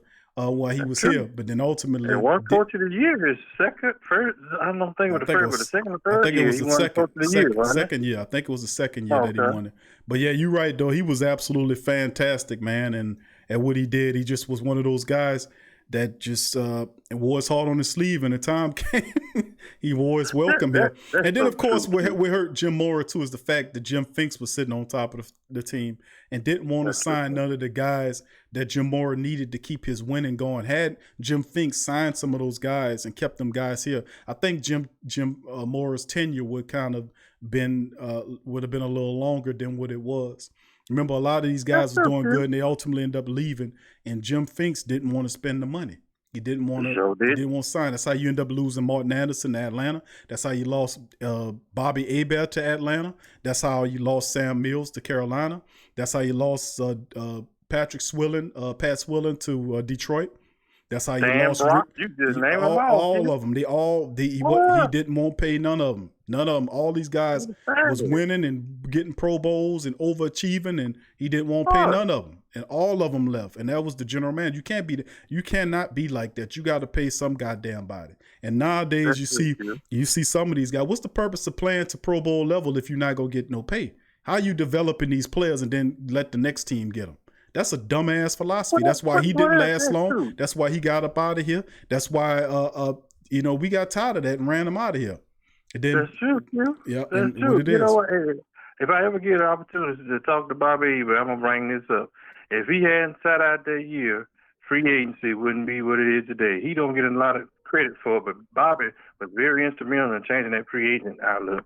You know, all he wanted was like, he said, just pay me the league rate. Jim Finks didn't want to do that. All Bobby was asking for wasn't nothing about maybe $2 million. They won't give him that. When the Raiders wanted him, Jim Finks messed that up. Wouldn't even trade him. You know? Yeah, it was. So Bobby said, you know what? My dad's sick, going through some things. I'll fix y'all. I'll just sit out the whole year. And then that Steve Walsh debacle, that's, you know, one of those Super Bowls the Cowboys ought to give back to the Saints, because that's how they got all them draft picks they got. Yeah, they made. I remember Jimmy Johnson was pretty good at getting at him, and he did what he was supposed to. He built that team with the draft selections that he picked up, that he had acquired from the from the Vikings. Well, Vikings. From the Vikings. He gave the Vikings Herschel Walker. He gave up a bunch of picks for Walsh. Remember that? Yeah, I remember that. Gave up a bunch of picks for Walsh. He didn't even last but a half a year. I don't even think he was a half a year, and they were playing stuff on the radio, Walsh, baby, and all that nonsense. I remember all that foolishness. Did make it 2 years. Bobby had to come save the offense. Yep. And then still and all after Bobby did it, they still ain't pay him, and ended up leaving, and he went to Atlanta, and then he went to Atlanta to get revenge. He said he was nothing but a hired gun. He said it on the radio before. He said I was a hired gun. I signed with Atlanta for revenge. He said, when I played the Saints, I tore him up. Same with Martin Anderson. Same with Joe Holmes. All of them did the same thing. They went to Atlanta. You can't treat him like that. I was in the dome that day when Atlanta came in there and beat him with Iron Head and all that. And I ain't gonna lie, I was rooting for Atlanta. I ain't gonna even lie. So when he threw that touchdown to Michael Hayes, and everybody did that airplane thing, that was just classic. Yep. I mean, boy, we come far though. We got Jim Mora. We thought we was gonna be done with. We moved from Jim Mora. Then you went into the Mike Dick era. That was a complete utter nonsense. And then from that to Jim Haslett. And then after the Haslett era, then come the Peyton. Sean Payton era came in on the back of the Haslett era. So I mean, we had some stuff to go through, but Sean Payton, that's why I give him credit. Sean Payton did something a lot of coaches before him couldn't do. That's like half success, because even Haslett has success. Even Jim Mora has success, but sustained success, like winning year after year to year, where your team is a perennial Super Bowl team, where they sitting up there, compile. And then the great part about it, the Saints had got better over time. And it wasn't an easy thing. They stunk for a little bit. The defense was under Garrett Gibbs under him, and he had all these old pathetic people, and he had to cycle through defensive coordinators before he could finally find one that could work with him. And then you had the special teams on the back end. He had to get that together, had to get the defense together. And now we took all that time to get it together. We finally get it together over the last 2 or 3 years, 4 years or so. And now we sitting up here ready for this here game. So you got a window. You got to seize the opportunity to win right now. You got all this loaded talent, and you got to win right now, bottom line. Well, Q, a lot of people may not be looking at this, but how important is it going to be, or will it be, for the Saints to beat Tampa Bay right off the bat? What you think about that? I think it need to happen. If the Saints got to get going early, they got to fire out the gates, and they got to hammer Tampa Bay into the ground. They can't come out lackadaisical. No slow start. No, don't do it. You got to hammer Tampa. That first game is a huge game. And I'm not saying if they lose the game, that's going to mean the season going to be in. But listen, that's a statement game. It's not like you open the preseason. That's a statement game. You playing Tom Brady and the Patriots. And people already got in their minds, and most of the people in the Great Saint Think Tank know that it's between two teams for the NFC South. Number 1, the Saints. Number 2, the Buccaneers. Bottom line, Carolina have a lot of rookies. A new coach there is going to be some problems. Atlanta is an older team who did a few things. We don't know. They're a question mark. But we know Carolina is a young team. They got a ways to go. Atlanta is a team that's probably in the middle of this. They're a question mark. But we know Tampa Bay is going to be the biggest competition for us in the NFC South. The Saints got to come out, and they got to hammer. They got to hammer the Tampa Bay Buccaneers. They got to beat them. That's a major statement game.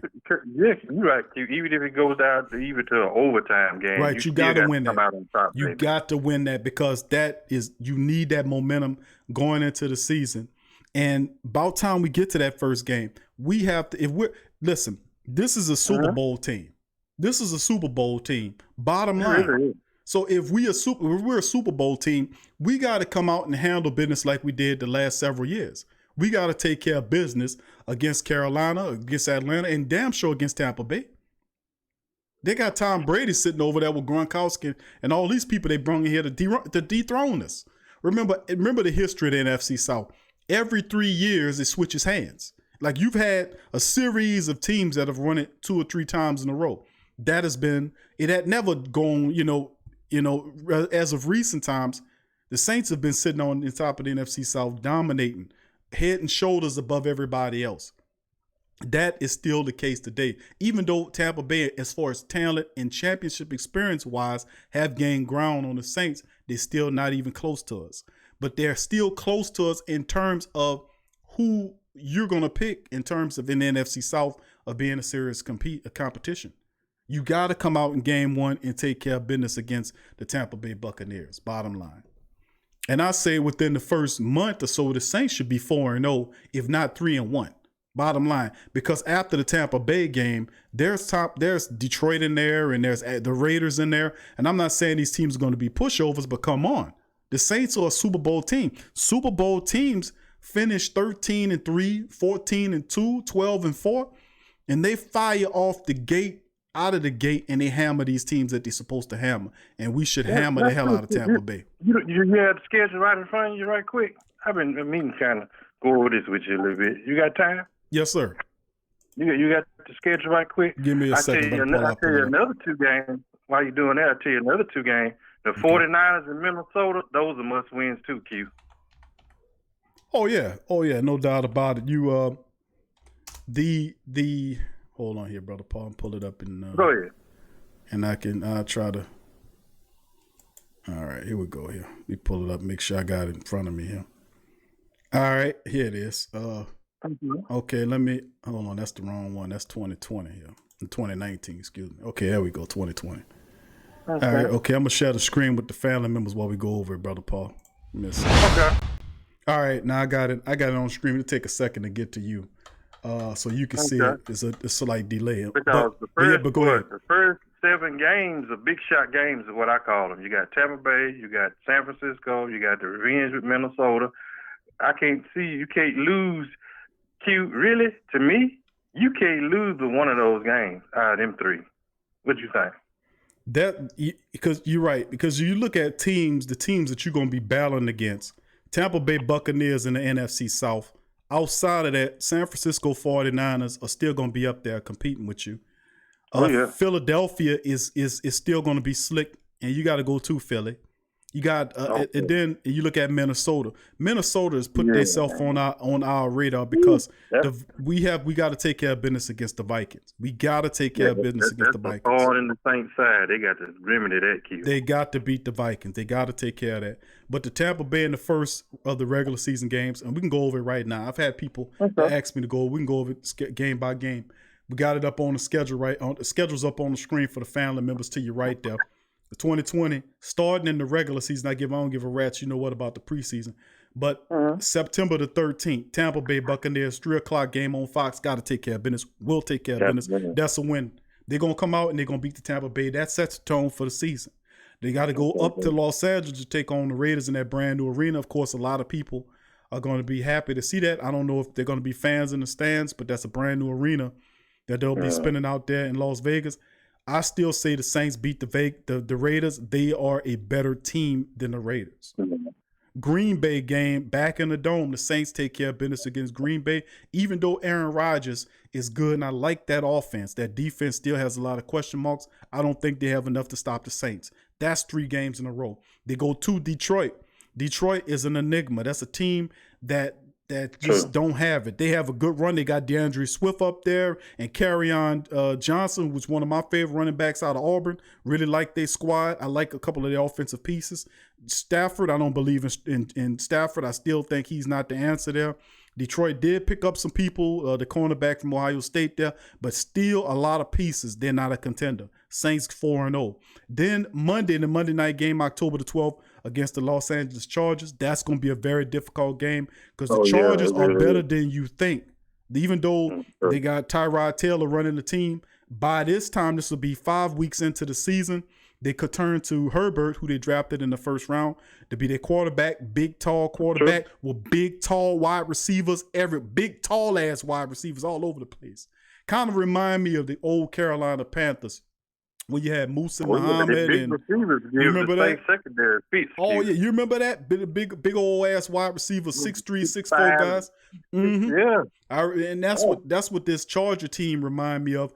Big wide receivers, big tight end, big wide receivers, fast defense, pass rushers everywhere. Ingram on that line, Bosa on that line, and then they have linebackers that can get after you. The secondary they improve. So the Chargers are a team a lot of people are not looking at, but this team they are a very talented team. So you think that's a toss-up, Q? That's a Monday night game. I still say that the Saints can win that game, but we always lose games. It's 1 or 2 games we lose because we don't have no business losing. This could be one of those games. But by all accounts, it's going to be an interesting game. But the Saints should win that game. It'll be a close one. But I give them 5. So the Saints should be 5-0 by the break. The bye week, they're coming off the bye week. We're good. We open up Carolina against Teddy Bridgewater, Christian McCaffrey. I got confidence in my number 4th ranked defensive line, stopping Christian McCaffrey, putting the pressure on Teddy Bridgewater to get him. They'll get after him. Saints win out with 6-0. Going up to the Bears. The Bears lacking a quarterback up there. They'll have Nick Foles there. I don't believe in Nick Foles or that other clown up there. Now, it's in November, so the weather kind of changed a bit. Defense is good. I still got the Saints in there because I don't like the Bears offense. Going to Tampa Bay. This time around, I think we split with the Bucks. When you go into Tampa, that'll be the first loss. Now I'm saying 1, 2, 3, 4, 5, 6, 7. Saints 7-1 at that point, losing to Tampa Bay. But there could be another loss in there. I'm still thinking I'm that Chargers. So I'm gonna give my Saints the benefit of doubt. But I think the Chargers game gonna be a little difficult for us. Okay, going to now you lose to the Tampa Bay Buccaneers November the 8th. We split with them. The next game, November the 15th, Sunday afternoon, is the San Francisco 49ers. No way the Saints lose that game. No, especially when they're coming off a loss to Tampa Bay. The Saints take care of business against the San Francisco 49ers. They get the Garoppolo. They handle business. They stop the rushing attack. They get the Garoppolo. I like the Saints to win that one. Don't leave Marcus Williams to try to defend it at the end. Please don't do that.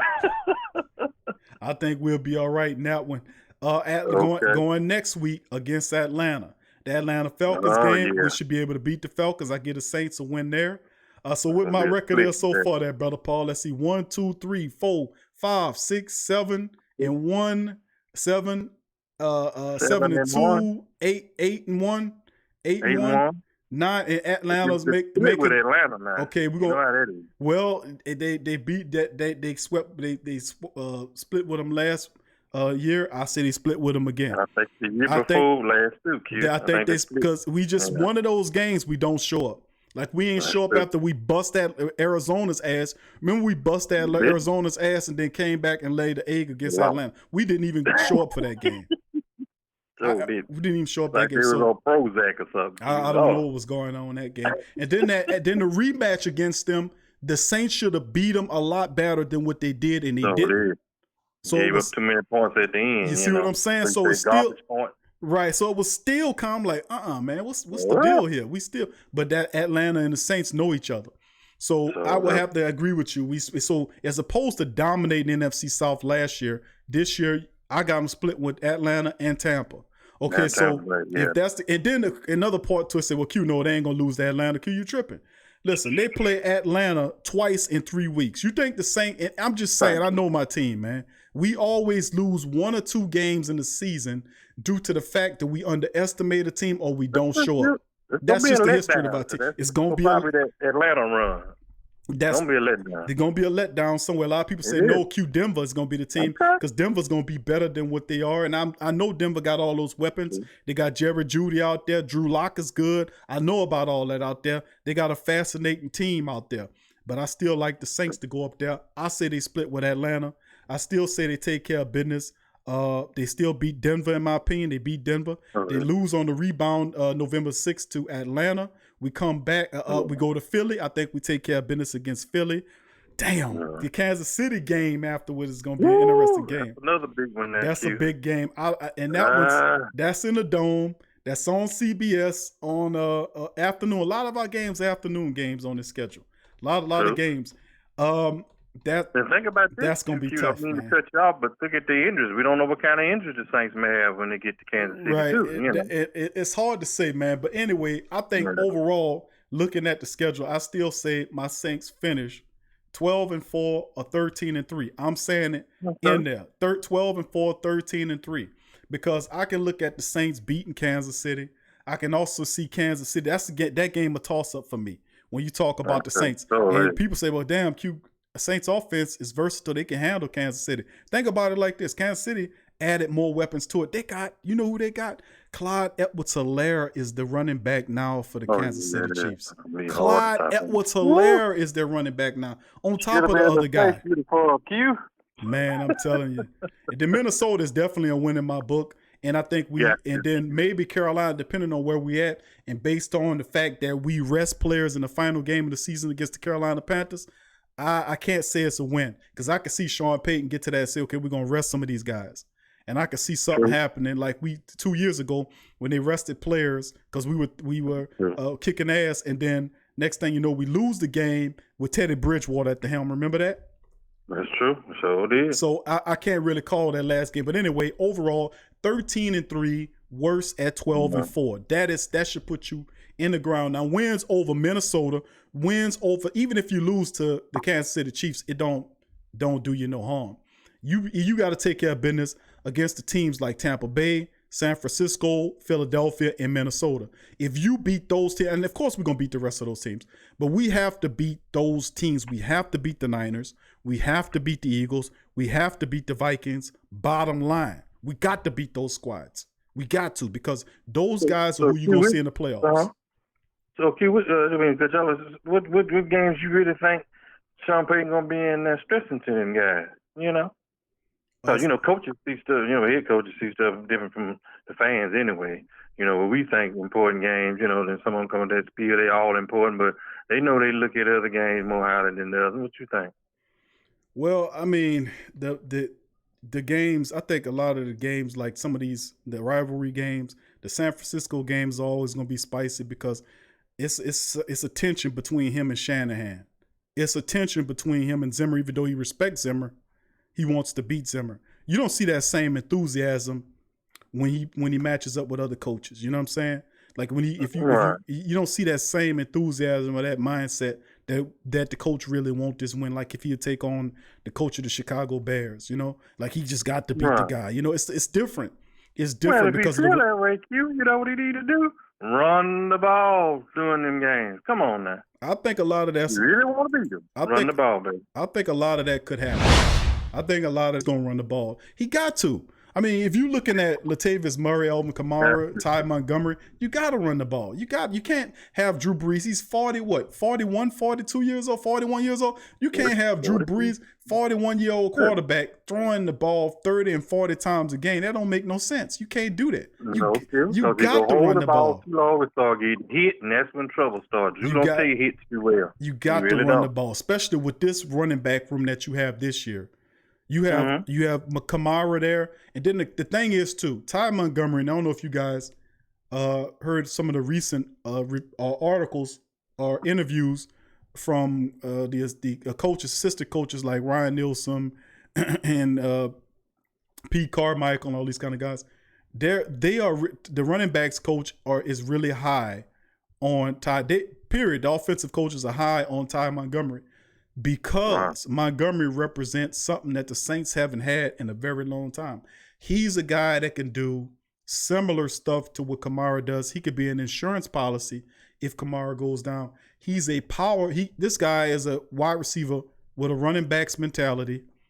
He's kind of a guy that reminds me of a Deebo Samuels type of dude. Now, Deebo Samuels is a wide receiver for the 49ers. But he make you think he's a running back. Many people think you're right. Say, nah, Deebo Samuels is not a running back. He's a wide receiver. But he has a running back type of game. He had a running back mentality as a wide receiver.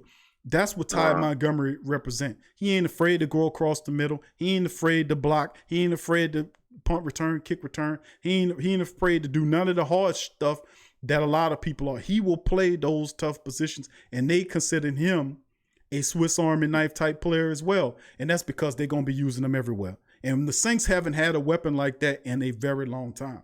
So to have Kamara and have Latavius Murray and Montgomery and those guys. And spots. Taysom Hill there, and Tommy Stevens in spots, Adam Troutman in the slot when they want him to do. Like I said, this offense and a lot of the coaches listen to the energy that these assistant coaches have over this team. They are really, it's just unlike I've seen in recent years. They are foaming at the mouth over the potential of the Saints' offensive room. They really are. They ain't got no choice but to bring the 5 receiver setback. They ain't got no choice. They got too many people they can throw to. What you think, Q? 5 receiver. I don't know if they'll do the 5 receiver set. I could see them do more of the 4, but I wouldn't be surprised. Okay. They do have a lot of weapons, and they don't. And you're right. They don't have to. It don't have to be wide receivers. It could be 5 people out there, and all of them could be from different positions. You could have two or three wide receivers, a running back, and a tight end. Kamara, oh yeah. Why not? You could put the big package in there and run Jared Cook out there with Troutman or whatever. Put the Kamara and Montgomery. It's so many ways. That's why I said this is the offense that we're gonna go back, where you're gonna have at least 4 wide receivers. 4 receivers. Let's put it, not wide receiver, but 4 receivers. They could be tight ends, running backs, a combination of players that each have at least 40 catches. This year. At least 40 catches apiece. That's right. Yeah. I can see that easily. Oh, yeah. So many people you can throw to. You just can't. Now, there's no excuse for not opening the offense up now for Sean Payton. Ain't no excuse. Like you said, you did great last year, and like you said, you had a one-handed offense with, Michael Thomas and Jared Cook when he was healthy. But now you got too many weapons. There ain't no excuses. And then cue all the different packages you can throw. You might have Latavius Murray at fullback for a play and put Montgomery back. There's just so many different things you can do. But Sean Payton's going to have to be open to that, Yeah. Carmichael had to talk him into doing some things during the game, especially against teams like the 49ers and Chiefs. You're going to have to be creative. You're going to have to be. I think he don't have any choice but to be, because the offense is flowing with so many different skill set players that it's ridiculous. And we mentioned that, and I like I said, we talked about the fact that the Saints needed a compliment to Mike Thomas where they got Emmanuel Sanders. Guess what? Emmanuel Sanders still could run. He could still stretch the field for you, and he catches the ball like a possession guy. So he still have the speed, the experience, and he still catches the ball like everywhere he go, he was productive. He has some injuries that slowed him down, but when he was healthy, he was productive. That's because every time he runs very crisp routes. He knows his route tree. He catches the ball when it's thrown to him. He can take a hit, and he got speed. Stay healthy. We don't want that injury bug like last year. We got to stay. Just got out there like every week, offensive lineman or defensive lineman was going down. I just bumped into my mind too. Listen, how many do you think? I think they should keep 7 O linemen and 7 defensive linemen because of injuries. Because last year was ridiculous, Q. How you think that's going to shake out? You said the defensive line? 7 defensive linemen, 7 offensive linemen. I don't see no other way. No, well, I don't know if they keep that many of them. Well, 5 starters and 2 backup guys. You could possibly see a third. You could see. I could possibly see 8. Keeping 8 guys. Offensive line. Oh yeah, I could definitely see that. I could see them. Who do you see the odd man out, like Greenwich and Cameron Tom? It's hard to say because it's hard to say. But behind our starting 5, I think Michael Ola gonna be out. Ola could be out. I think Hurst definitely sticks around. The Saints sign him. He's gonna be out for a month. Right, Hurst is definitely gonna be there. So you just need to find 2. Now they do like Greenwich. They like Greenwich a lot. And I think whoever it is, it'd probably be either Cameron Tom or I think Cameron Tom makes it. He was supposed to make it last year until he got hurt all season. They like Cameron Tom a lot. He could play center or guard. And Hurst can play guard or tackle. And I think Enton Greenwich could be another guy that can make it. Or Will Clapp might be in trouble. We'll see, but it's a number. Will Clapp, I think he's going to be on the bubble, Q. I'm just going to say that straight up. Yeah, he definitely going to be on the bubble because guys like Kelvin Throckmorton is a guy who I think it could be pushing for a spot on the offensive line. The guy had played all of the positions, tackle, guard, and center. It's hard to it's hard to cut a man like that. Right, he can play it all. I mean, he do it all. So I mean, I think he could possibly be a guy that pushes a Will Clapp or Ethan Greenwich. But no doubt about it, I think the Saints could keep 8 offensive linemen. Defensive wise, man, Azzalone on the bubble. Him and Hendricks, I'm going to fire them right out the gun first. Azzalone and Hendrickson in my book are on the bubble. I really believe that. So they didn't have ample time, Q, to come on with it. What you think? That's it. You're right. They're on the bubble because it's their last year. Hendrickson is his final year on his contract. So is Alex Anzalone. And so, they got to show up. If fans, but this is the end. This is the end. And Hendrickson, to me, is a guy that, his injuries have derailed him.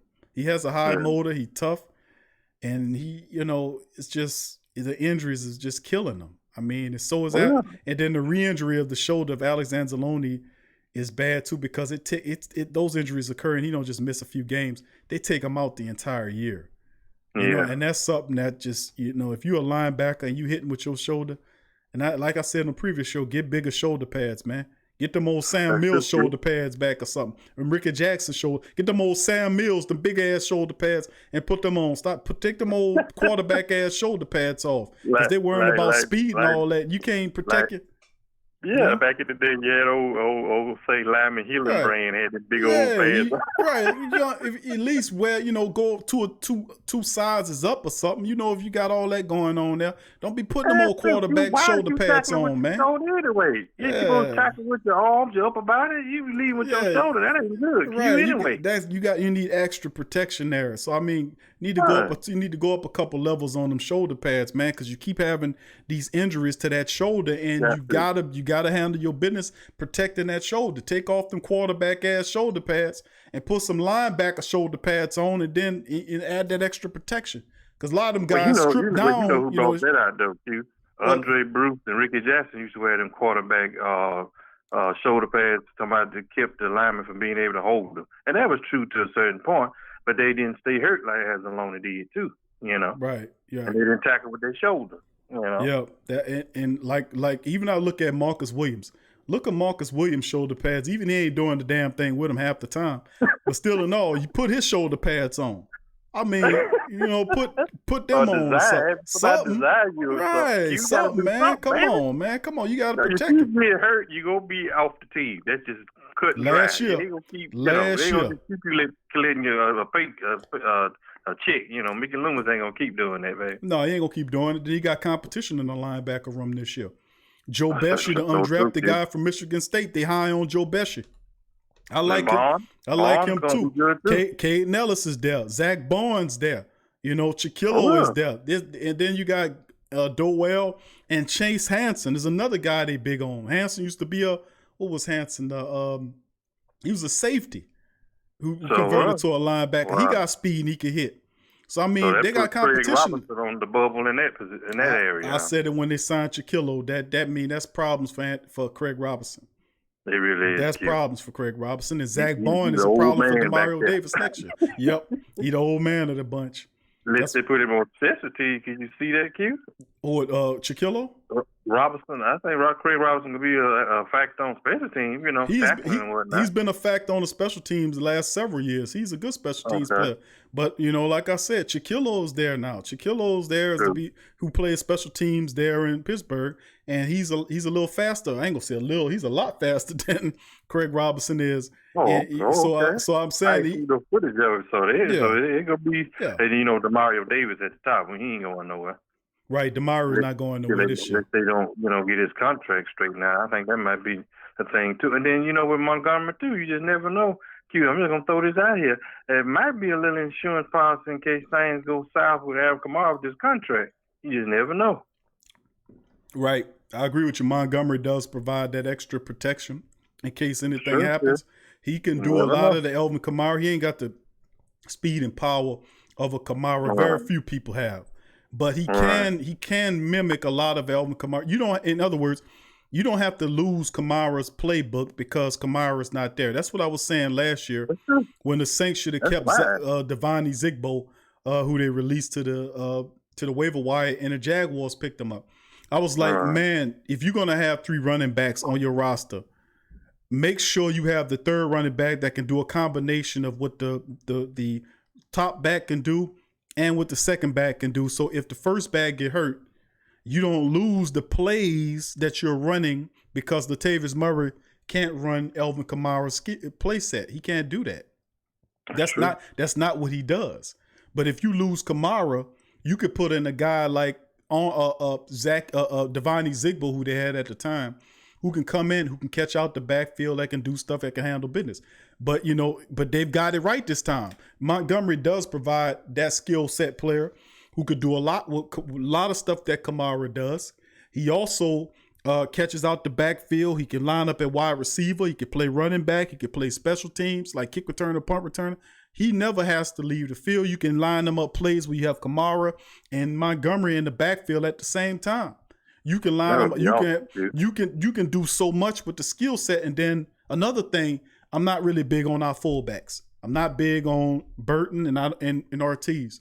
Perhaps we can take one of these tight ends and convert them to a fullback. Perhaps a Tommy Stevens could compete at the fullback position. That way you have a fullback that can catch the ball out the backfield as opposed to a big lumbering old school Green Bay type fullback like what's his name used to be Mike Carney used to be one of them old school fullbacks that brutalize. Ain't nothing wrong with that, but William Henderson used to bash it too, Q. We need guys that can do that. We need guys that can do that, but we need guys that can also catch out the backfield because you gotta use every offensive player and skill set players as weapons. They can anybody can turn around and catch a touchdown for you. If you can remember, they used that fullback option one time last year. And that was often they even see that happen. Nah, you don't see it. They don't. But when Zach Line was out there, Drew Brees would find Zach Line for a touchdown. He trusted him. But see, we need guys like that can slip out after making a play and still catch the ball. So that's true, Q. Because the defense can only cover so many people. Somebody's gonna get wide open. Mm-hmm. Yep. And that's one thing I can give Drew. Drew can still find you. I don't know about his quick release. He's 41, 42 now. I don't know about the quick release, but he can still find people, and that's something he hasn't had since they won the Super Bowl. Multiple guys that he can throw the ball to in a pinch, Right. That's the thing. We have so many guys that can do so many things. There's no reason why we need to take out our top players, Alvin Kamara, and experiment with him in a special team to give it a spark. We don't need that. If you need a spark, now you can rely on Taysom Hill. Let's say, God forbid, Taysom Hill suffers an injury next year and he misses a few games. Well, you will miss Taysom's electrifying playmaking and his ability to make plays, and he's just a fantastic lightning rod for the team. You got other guys that can come in there and fill in for Taysom. You got other guys that can do multiple things. But that's true. The question, because you on to something there, because you speaking it, but hey, I hope it don't happen. But you just never know. The NFL is a league you can't predict, especially with injuries, because you could get Taysom Hill hurt and then Drew Brees go down. What you got? Jameis Winston? Oh no. Yeah, you would do what happened last year. Peyton Manning. If you look at it, if that happens again, God forbid, then what happens? Do you go to Jameis Winston or do you go to Taysom Hill? Who do you go to? Make a decision. That's what I'm saying. That's what I'm saying. Do you do that again next year? The quarterback ain't gonna work either. That just doesn't work in the NFL. College and high school, yes, but pros, you can't do no round robin a quarterback. You can't do that. But since you bring it up, we got to address it. If something do happen to Drew Brees, do we do a Teddy Bridgewater? Last year, remember, he goes to Teddy Bridgewater as the quarterback, so he doesn't lose the Taysom Hill package. Or do you put Taysom Hill in there for the games that Drew's out and run offense? See, last year the Saints needed Taysom Hill because the offense was lacking. You didn't have another wide receiver that complemented Mike Thomas well. Jared Cook was in and out the lineup. Josh Hill was doing what he could do. You know what I'm saying? But Taysom was the standard. Even though Drew wasn't there, he missed his slot of games. Elvin Kamara missed his slot of games. Mike Thomas was there. Ted Ginn, even though he was there, he wasn't. because he wasn't doing anything to draw attention away from Mike Thomas. And Taysom Hill was consistent at what he did. True. So you don't have to rely on Taysom Hill that way this year, because you have so many weapons elsewhere that you can move around. You got Emmanuel Sanders out there with Mike Thomas now. You got Jared Cook out there. Josh Hill is healthy. And you got Adam Troutman, who the Saints will use in a slot like a wide receiver, and they're gonna line him up at the tight end, at the traditional tight end position as well. So you have different. Then there's Ty Montgomery, there's Deontay Harris, there's other weapons the Saints will get involved as well. But if Taysom Hill, if something happens there, Taysom Hill should be the next man up to play if Drew Brees is not there. If you put Jameis Winston there and put Taysom Hill out there, that tells me that speaks a lot in my case. But hopefully they don't do that. Hopefully they stick with Taysom, because you saying Taysom is the man. Well, if Taysom the man, then let's see what he can do if something happened to Drew Brees, God forbid. Well, you know what, Q? You heard it here first. I'll give you, y'all, I know we're talking about football. I want to give you a little inside baseball. Now, I heard on the news that Joe Lombardi, Vince Lombardi's grandson, said that this season Taysom Hill is going to be working training camp, mini camp, training camp, whatnot, preseason with the first stringers. So we're going to see. So, you know, Peyton told us that he was going to run all last year, and we saw how that worked out. Mm-hmm. But Joe Lombardi did say that Taysom Hill is going to be working with the first stringers before they have a second and third string people. So we're going to see. Yeah. We're really going to see. Well, so it's going to show you. It's going to show. Well, that's what it comes down to. We seen Taysom Hill in the preseason last year. And Taysom Hill, to me, last year didn't look all that bad. I know he could throw the deep ball. I know Taysom can throw the deep ball. My interest is because he do this short and intermediate passes. That's what I wanted to see. And he showed. And then on top of that, I wanted to not only see if he can make the short and intermediate throws, I wanted to see if he can cycle through progressions too. If he had the patience to sit behind the pocket, cycle through progressions, and then make a throw, or if he didn't see something take off, not just sit there and then run off because he didn't, without cycle through. No, that's what he used to do. He's supposed to started keying in on that as the season went on. That just wasn't to stop being effective because it was predictable. Anytime the man only threw the ball last year, Taysom is the man I'm speaking about, 13 times the entire regular season. The defense is saying, this guy, if I'm going to take my chances, he in the game, that means he's going to run. So we're going to come up to the line of scrimmage, and we just have to tackle him at the line of scrimmage. Right. I'm going to meet you at the box. And that's it. They wasn't scared of Taysom Hill, the quarterback, last year. Maybe this year we can bring a change in there and create more of a balanced package for Taysom, where he is allowed to throw the ball more than 13 times, because that's the only way that play has any oomph. Making it as predictable as him just sitting back there and taking a snap and run don't make any sense to me. That don't make any sense to me. Thank you, Cheryl. Thank you, Cheryl. Appreciate you, Cheryl, for your super chat. Who that for life, Cheryl? Thank you, baby. Appreciate you. Much love to you. Thank you for that. A beautiful donation. Please hit the like button, family. If you're in the live stream, you're enjoying the Saint talk, please hit the like button, and also feel free to share the show's link on your social media. Please feel free to share the link on your social media. I don't care if it's Instagram, wherever you socialize, take the show with you. Go ahead, Brother Paul, what you were saying? No, I was just sitting here just while you were talking. I was just thinking about Krishan Hogan. He's on the bubble, especially with Callaway in there. I can't wait to see some of the training camp battles, man. There's going to be some people fighting for their lives, Q. Especially the veterans. These young rookies ain't going to be playing around. They ain't going to be just want to be on a team. They're going to want to start. How you see that shaking out, Q? Going to be competitive every position. Every position is going to be the wide receiver position. And that's what I was saying when I had an opportunity, and I promote all of the family members who haven't seen the positional breakdowns. We did 11 position breakdowns. 11 of them went through the entire team. So if you want to know who you have here on the team, feel free to go into the catalog and look up and watch those positions. We did every last position on this team, including special teams, everything. 11 breakdowns. Covered it all. I had to get all of it.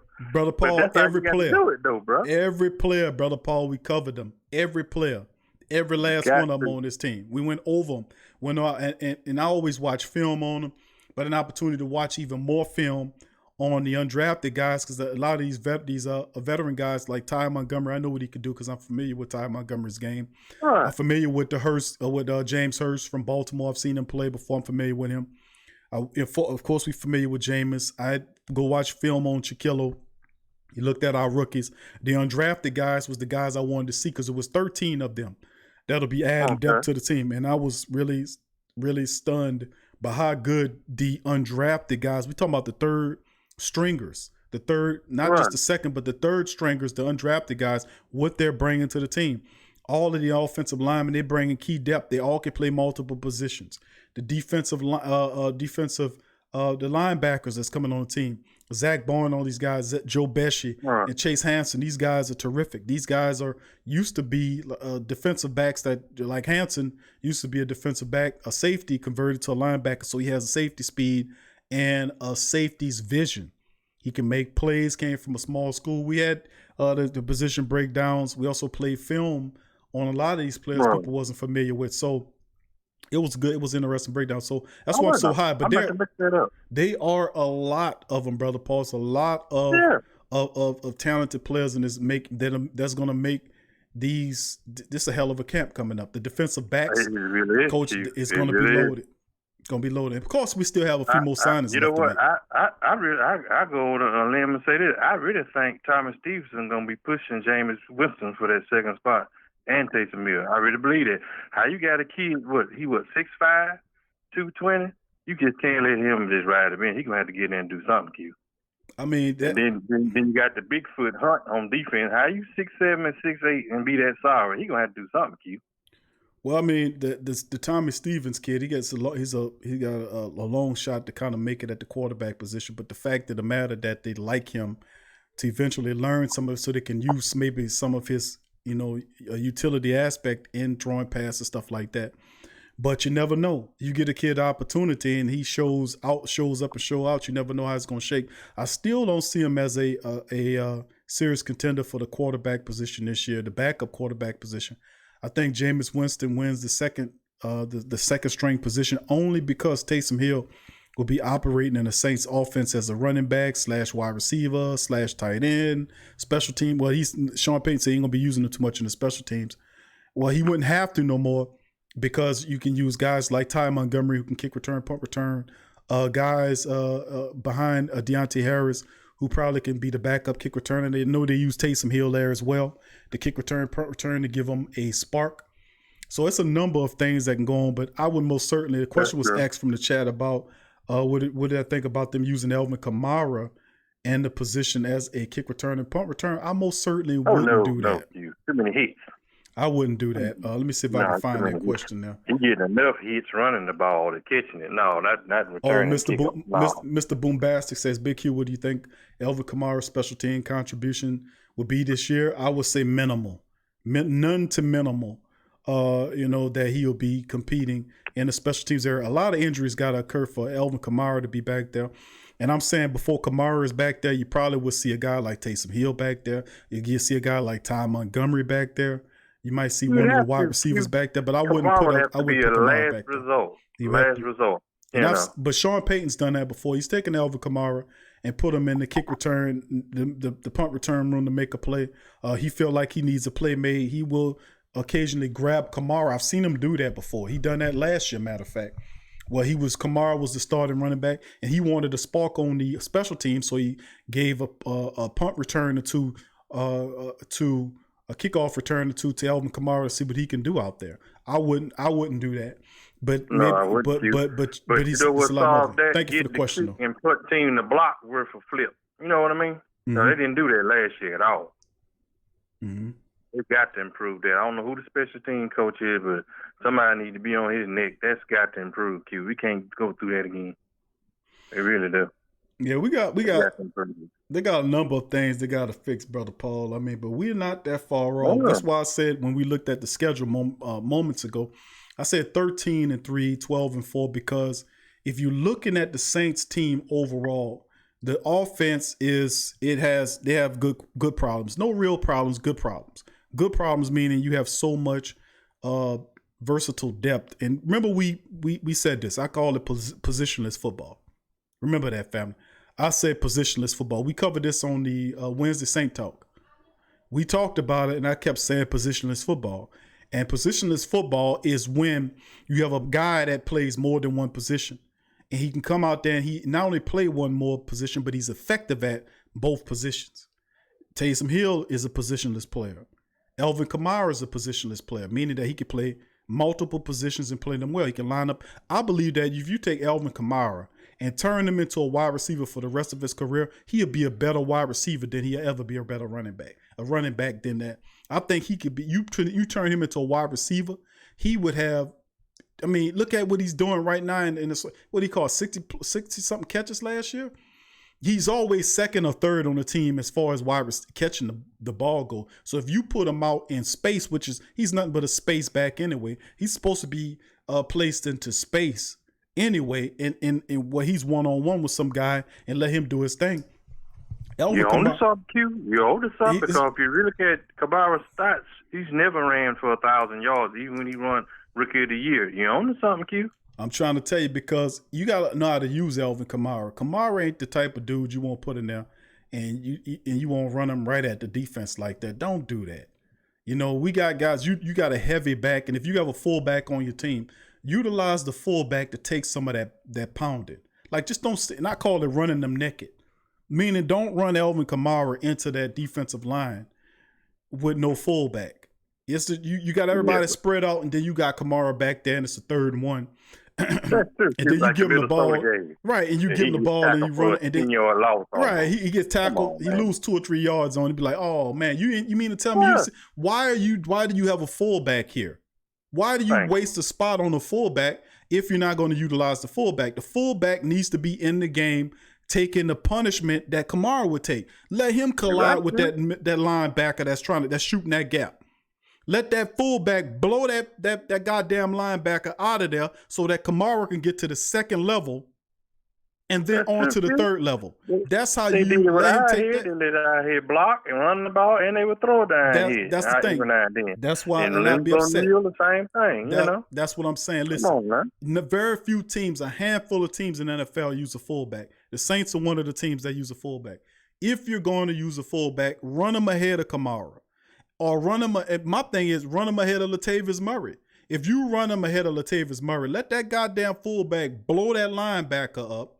Let Latavius Murray get to the 2nd and then on to the 3rd layer where he going up against the defensive backs. And you don't want that's where you want Latavius to be. And the 3rd level against the defensive backs, because he's using the stiff arm and dragging their ass. When he get up there, when you get to the 3rd level where the DBs are, that means it's going to take more than one of them to drag them down. So we need to utilize the fullback to be able to do that. You remind me of out here. We used to call it moving the pile, Q. Move that pile. Right. Well, see, that's why I said adding to the question, like the positionless football thing, is that we have to be smart. We have everything. We have good problems. Like right now, we say, well, if there's anything left to do for this team, well, there's the defensive end situation that we can resolve by adding a veteran in. You could get another veteran, a cornerback, to bring into the mix into training camp. You could get in there. There was rumors around Kirkpatrick, the former Alabama Crimson Tide player who was drafted by the Cincinnati Bengals. He could be somebody the Saints could have interest in. He's big. You need big cornerbacks. He's 6'2", 200 pounds. Big old cornerback. You need big against big wide receivers. You can utilize that. You can get him for next to nothing. You got to get rid of Patrick Robinson. Get rid of Patrick Robinson. The hell with it. He's an upgrade. Anyway, he'll upgrade over Patrick Robinson anyway in my book. He's better than Patrick Robinson. So it's the thing is, we have good problems on this team. We got good problems. Now we had some stuff that go on. You with Drew Brees, we're getting through that. Now we got all this stuff here with the Catholic Church stuff. That's still not yet to be resolved. That don't directly impact the team. That's not in the locker room. That's more high in the administrative boardrooms where it belongs. So that's a different type of thing altogether. But in terms, you still don't know how Roger Goodell gonna handle that. You know, he already got the thing in his craw with the Saints. You know, that's true. But he'll have to. If he does have that, he can't punish the players for what the administrators do. He could take. Take away the administrator or take draft picks away from the Saints or what have you, or charge them money or what have you. But but that you stacked anyway. If you take draft picks away, the Saints savvy enough to still take whatever you got left and still make something happen. Still going on in the undrafted market and find players that'll contribute. So I'm not concerned with that at all in terms of that. But you know, just don't want no coaches or players. Right, that ain't got nothing to do with them. That's administrators only, and that's what it's tied to. But I mean, in the end, but we have good problems outside of all that is what I'm saying. We got all this solved. We should be looking at a Super Bowl game right here. Now, let me say this about the Kansas City game on the schedule too, family. I don't really care if we lose the Kansas City game. You say, what you mean you don't care if you lose? It don't really mean much. As long as we beat the Vikings and all these other teams, I'm happy with that. Now, we could take on Kansas City. We beat Kansas City. But guess what? You're going to see Kansas City ass again in the Super Bowl. If not Kansas City, going to definitely be Baltimore. You're going to see one of them people in the Super Bowl. No doubt about it. So either you beat them then or beat them out. That really don't matter. I want to take care of business against the teams that we're supposed to take care of business against. And that's the bottom line. So, I mean, you get a win against Kansas City, but it's going to be a tough game no matter how you slice it. But I tell you one thing, you lose to them in the regular season, you won't lose to them in the playoffs. I promise you that much. I promise you that much. Think about that. You know how hard it is to beat a team twice, a contender. You lose to the Kansas City Chiefs in the regular season, you'll see them again. And just keep on winning. You'll see them in the Super Bowl. And guess what? You won't lose to them then. I promise you that much. You have every mindset and motivation to take their ass apart. So we'll see how they go. Who that to you, Lori? Who that to you, Lori Hackler, joining the live stream. Good to see you in there, Lori, as well. Much love to Jamie Dahl. Who that to you, Jamie? I see you in the live chat as well. And big shout out to some of the family members joining the live stream. Eddie Evans, who that to you? Eddie, I see you, family, in the live stream. And Ramsey, who that to you? Ramsey, who that to you? I see you in the chat, family. Tyrone Jones, once again, who that to you? And the rest of the family chiming in the live stream. If I missed your family, just give me a who that, and I'll give you a shout out. Much love to you. Hemisphere, I don't want to see Patrick Robinson or PJ Williams playing quarterback. I hear you, Hemisphere. I hear you, Hemisphere. I hear you, family. I agree with you. Jamie says, Tony Jones Jr. What about Tony Jones Jr.? Tony Jones Jr., I'm not going to forget about him, Jamie. I know Jamie likes Tony Jones Jr. and Adrian McGee. I know you like him. I know you like him, Jamie. I think Tony Jones Jr. is a north-south one-cut runner who has some receiving ability. Who that to you, Chris? Chris Parker, who that to your family? Good to see you in the live chat. Please hit the like button, family, upon entering the chat. If you haven't hit the like button, please hit it. I think Tony Jones is good, man. I like Tony Jones. If you watch statistics when he played from Notre Dame and watch him play at Notre Dame, he's a big back, a thumper that can lay it down. You know how to use that stiff arm. He's a bowling ball. And I like those guys. And what makes him interesting is the fact that the Saints are really notorious at getting really good undrafted running backs. You got to remember some of the undrafted guys the Saints brought on this team. You had to talk about Corin Robinson, Chris Ivory, Pierre Thomas, even Travis Cadet. Travaris Cadet. So it goes on and on and on about the level of undrafted running backs. So when you see an undrafted running back on the Saints roster and there's only one of them and they pick Tony Jones out of Notre Dame, that's something else. Could mean problems for Dwayne Washington. Dwayne plays special teams. They don't use him nowhere else. They don't use him enough in the offense, and I would think you would want to use a guy like that who average 5 to 6 yards a carry when he gets the ball, but he gets no love from Sean Payton in the offense. Tony Jones Jr. could be a guy that could top him out. I'm saying it could be. You never know. But Tony Jones is interesting, man. I like his running style. I think that running style fits in New Orleans, especially next year when you might not have Drew Brees there. You're gonna need that running game. Big ups. Thank you, Derek. Appreciate Derek. Derek says love offering. From the Reverend Saint Deacon Boyd. I appreciate you. Happy Father's Day, big dog. Thank you, Derek. Appreciate you. Yeah, I can't wait to the season. We be getting the Reverend Saint, all them to come on up in there. We be like the old buddy show with Abdul the Tip Maker and Stephen Jefferson, all them old guys. Brother Paul, I'll tell you something, baby. Let me listen here, Brother Paul. I'll tell you one thing here, baby. I appreciate the great Saints think tank, baby. Much love to you, baby. I'm telling you, baby. Who that to you, baby? It's Father's Day, baby, coming up, baby. Who that to you, baby? Happy Father's Day to all the fathers out there, baby. because y'all doing it right, baby. You taking care of them children, baby. You're doing it big, baby. I love you, baby. Appreciate you, baby. And remember, all our children, baby, they need guidance, baby. You are the pillar, you're the rock, you're the stone, baby. I love you, baby. Appreciate everything that you do, baby.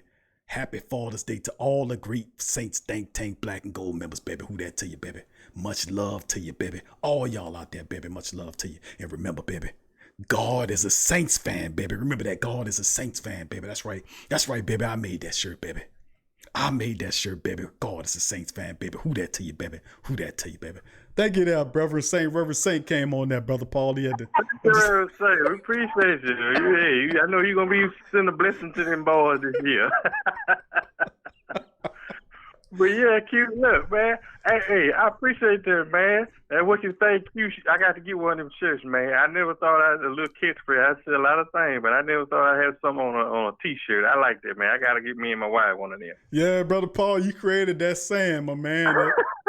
It's you, man. I tell you, bro. You creating trends here, Brother Paul. Hey, man, I like that. Hey, listen, I'm glad I finally found a show that fits me just fine. You know, Bobby and them didn't let me do that on WWL. But I would go over there and talk to old Steve Court, man. I would bring up stuff. Q, you probably forgot. I'll never forget that. You remember that game where the Saints played the Redskins? I'll never forget. And Dexter Manley spit on Brad Elderman, and Brad Elderman hauled off and popped him. Oh. But the referee didn't see Dexter Manley spit on Elderman and called the Saints a 15-yard unsportsmanlike conduct right when Morton Anderson was getting ready to try to kick the field goal. You remember that? I remember that. And he missed it. Yep. I'll never forget it. So you know, say they lost some close games over the years, man. Yeah, we did. And that's the thing about the Saints' history, man. It was a history of falling short, man. That was you almost expected that to happen, and now it's not the same no more. We have to step up and we got to show out, baby. Bottom line, that's how it goes. That's too cute. It ain't the grandpa's Saints no more. I'm so glad to be on a winning upswing, you know. That's right, and that's also a shirt. This ain't your grandfather's Saints. That's also a shirt. Yeah, the Pro Shop family, y'all go to the Pro Shop and check that out. The link is in the description section below for the Pro Shop. We also have hats now too. We got a short selection of hats, and we'll have some more hats being designed. I know a couple of family members. I know Dada was asking about the hats that we had in hats. They have a few hats and neck gaiters and stuff to cover your nose, your face and all that. That's available at the Pro Shop. Y'all can check it out. The link is in the description section below. But yeah, Brother Paul, thank you, my man. Q, I appreciate it, man. You better watch it. You might get a call from Airline Drive. Say, look, Q, you get stuff we don't have. Hey, can we buy some of y'all stuff? You better watch it. But I enjoy you, Q, and all the fans out there and the family. I just appreciate y'all, man. And y'all have a happy Father's Day, and God bless y'all, and go Saints. Thank you, Brother Paul. Who that to you? Much love. And who that, baby? Who that? All right, now. That's Brother Paul, affectionately called Uncle Paulie by Scoob, in the building. So much love to the great Saint Think Tank for chiming in on that. Man, happy Father's Day to all the beautiful Black and Gold family members coming up in here. Thank you, Derek, for your donation. Also, Cheryl, thank you. Appreciate the family members' donation. Much love to all the beautiful Black and Gold family members. And I mean it, man. Happy Father's Day, period, man. To the great fathers out there that's doing it right, man. That's making the sacrifices, taking care of their family, protecting the family, loving the family, discipline, love. It's not an easy thing, you know. And like I give a lot of respect and love to the mothers, because the mothers, man, they are the core, the essential, quintessential source of the family. I mean, the mother is so important to the family dynamic, man. And when the father, man, doing it right, no matter all the burdens and the pressure that go on, that they make it right. And then each person can celebrate each person on a day. We celebrate our mothers on Mother's Day, and she deserve it. And then we celebrate our fathers on Father's Day, and they deserve it. And those who celebrate, they're doing it the right way, baby. They're handling business to take care of them children. And it's just beautiful, man. And I give all of y'all respect and love to the fathers and people that's doing it or trying to do it the right way. You get what I'm saying?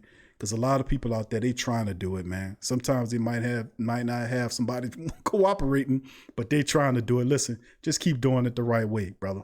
If you know you're on point, just keep doing it, man. It might seem a little difficult, but you just keep on doing it. Remember, And all it is eventually you're going to outlast it, whatever it is. You'll outlast it. You just have to be stronger than it and keep going longer than it. So you'll make it. But much love to all the family members, man. Thank y'all for doing it. And we preached 2 hours and 30 minutes into the live stream. I like to let the family members know I appreciate y'all. I love y'all, man. And I thank y'all for joining the live stream. But just like Uncle Paulie said, that you can check out the Pro Shop. We have over 40 different shirts available in 2 stores, soon to be a 3rd store as well. You can check out the links in the description section below. With the code Stay Strong, you can get a discount at purchase. The Great Saint Think Tank family shirt right here in front of you, that's available for you to check out. And there are other God is a Saints fan. That's Reverend Saints shirt right there. You have 2 different versions of that shirt there. You can see right there in all colors, all sizes, don't matter, for the women, for the men, for the children, all kind of stuff. Over 40 different shirts are available at the Pro Shop. We even have hats, neck gaiters, and all that. You know, go there and check it out, family. It helps the platform exponentially. All profits that we make actually goes right back into the platform. That's why you're seeing so many changes and things. And you're seeing so many things happening. Of course, you see, I know you family members see a lot of the marathon shows that we're doing the marathon thing. We also have a headquarters, a website headquarters, the whothatdaily.com. Please save that in your phone and check that, because the whothatdaily.com sport for the sports who that, you know, a lot of our content is posted there as well. So feel free to go there and check it out. It's not just shirts, but it's gear. It's all kind of stuff. It's wall art. It's cell phone cover cases, protective cases, coffee mugs, leggings, onesies, t-shirts, tank tops, sweaters, hoodies. Man, it's literally hundreds of products available at the Pro Shop. Check it out. All right, then we got the Pro Radio live stream. If you're at work or you're just driving around and you want to listen to the show, feel free to go to Pro Radio or the Pro Media Network, Spreaker.com/The Sports Coma. The link is in the description section below. You can listen to shows, going back, The Sports Coma, Pelican Post Game Report, Ring Kings Boxing, Tough Tiger Talk, all available on Pro Radio, Spreaker.com/The Sports Coma. Remember, all those things I'm telling you about, the links are in the description section below. So you have to remember all this stuff and just know the links are in the description section. And of course, finally, to become a patron of the show. If you enjoy the Sports Coma as much as I do, man, I enjoy talking to you guys. Over 5 years, man, we've been doing it and growing and growing and growing. And I love y'all. I appreciate the support. We keep it real. We give 100% of real talk. We put all our passion and love into this stuff, as you could tell. And I'm just ratcheting it up for the family members. Becoming a patron of the show. It's as simple as donating $1, signing up for $1 or $5 a month. There's a $10 option. There's a $20 option. And I think soon they're supposed to be making a $25 option. But right now, those are only 4 options. But for $1 a month, I mean, we waste that much every day on a Happy Meal. You know, or three things from the dollar menu. But anyway, for $1 a month, we make miracles happen for your support. You can become a patron, but simply go on to patreon.com/the PRO Media Network. Benefits of becoming a patron. There are shows that we do that don't come to the platform, that's only done on Patreon. And for the YouTube members as well, where we have a Tuesday show where we're a little bit more personable. People can get on. You can see their face and everything. It's really cool, man. I enjoy it. I appreciate Scoob and Byron and Derek for jumping on. But you can get your opportunity too. Just sign up at patreon.com/the PRO Media Network to join the Patreon. You get those lock shows, that lock content, plus On Cue with Big Q, the big show. Another show we talk about stuff outside of just Saint stuff. We talk about entertainment. We talk about, stuff, that real stuff. On Cue with Big Q. That's also available through the patreon.com as well. So please feel free to check all those links out in the description section below. Remember, man, we doing it. We appreciate y'all. I love y'all. Thank all the support you guys do. Please feel free to share the links in your social media feeds. That helps out exponentially. And like I said, man, we continue to grow by leaps and bounds. I thank all of you. I love y'all. I appreciate y'all. Y'all be safe out there. It was a blast once again today doing the Sports Coma. Remember, family, tomorrow, I think they put the ad on here for it. tomorrow, family, is week number 5. Remember, we do these Madden simulations every week. It's fun as hell to do the simulations because it gives us an opportunity to watch it all together and not be on there commenting. Scoob, Derek, and all the family, Demi, Dada, be all on there. We be all there commenting, watching the Madden. Well, this week, week number 5, the Saints lost last week to the Lions. I know, but they're now 4-1. The Saints are 4. Well, yeah, they're 4-1. They're 4-1. Week 5, they face off. Actually, this week they take on. Are they 4-1? I think they're 3-1. I'm sorry, they're 3-1. Saints are 3-1. So this week at noon tomorrow on Sunday Central Time, it'll be the simulation, the Week 5 simulation. The Saints take on the Chargers. Will be interesting. We'll be watching that game. That'll be at noon tomorrow on the channel, 12 Central Time. So if you spend your day, you could be able to watch the simulation of Madden. Like I said, we do it every week. We thank y'all for joining me. Y'all enjoy the rest of y'all day. Much love to you. Please hit the like button. Please feel free to share the links. Also check out the position breakdowns. And tonight we'll have another marathon tonight running. Well, I think the family members already put a playlist together for the position breakdown. So if you want to see the position breakdown film, they'll be doing a marathon run tonight at 12 o'clock, and it'll run to 6 o'clock in the morning. So if you want to see some of those positions and you don't feel like sleeping and you got some insomnia and you're a Saint fan, we'll have a marathon running tonight. So please feel free to share the links, hit the like button, the subscribe button if you're not a subscriber. And we'll see you later, man. Much love to you. Who that? Peace, and I'm out. Yeah. Well, all right. Like you always say, welcome. #1 sports talking D. We ain't like the Falcons. We won't blow the lead. Look, all we talk is who that? Who got cut and who back? Rookies and the vets, players you should look at. It's the sports coma, you don't wanna miss it. Got the pre-game party, post-game statistics. Get a visit from Sway, maybe DC or 5. It's the hottest thing smoking, Big Q and the guys. Go to YouTube Live, make sure you subscribe. Interviews inside the Saints locker room high. Talk to Drew, Jordan, Zach, Peyton, New Orleans, who that nation? Best believe when I say we bleed gold and black. Ain't a miracle or rivalry could ever hold us back. No, Beastquake, Bounty Gate, let the truth be told. It's the sports coma, all we know is say Super Bowl. You're listening to the Sports Coma.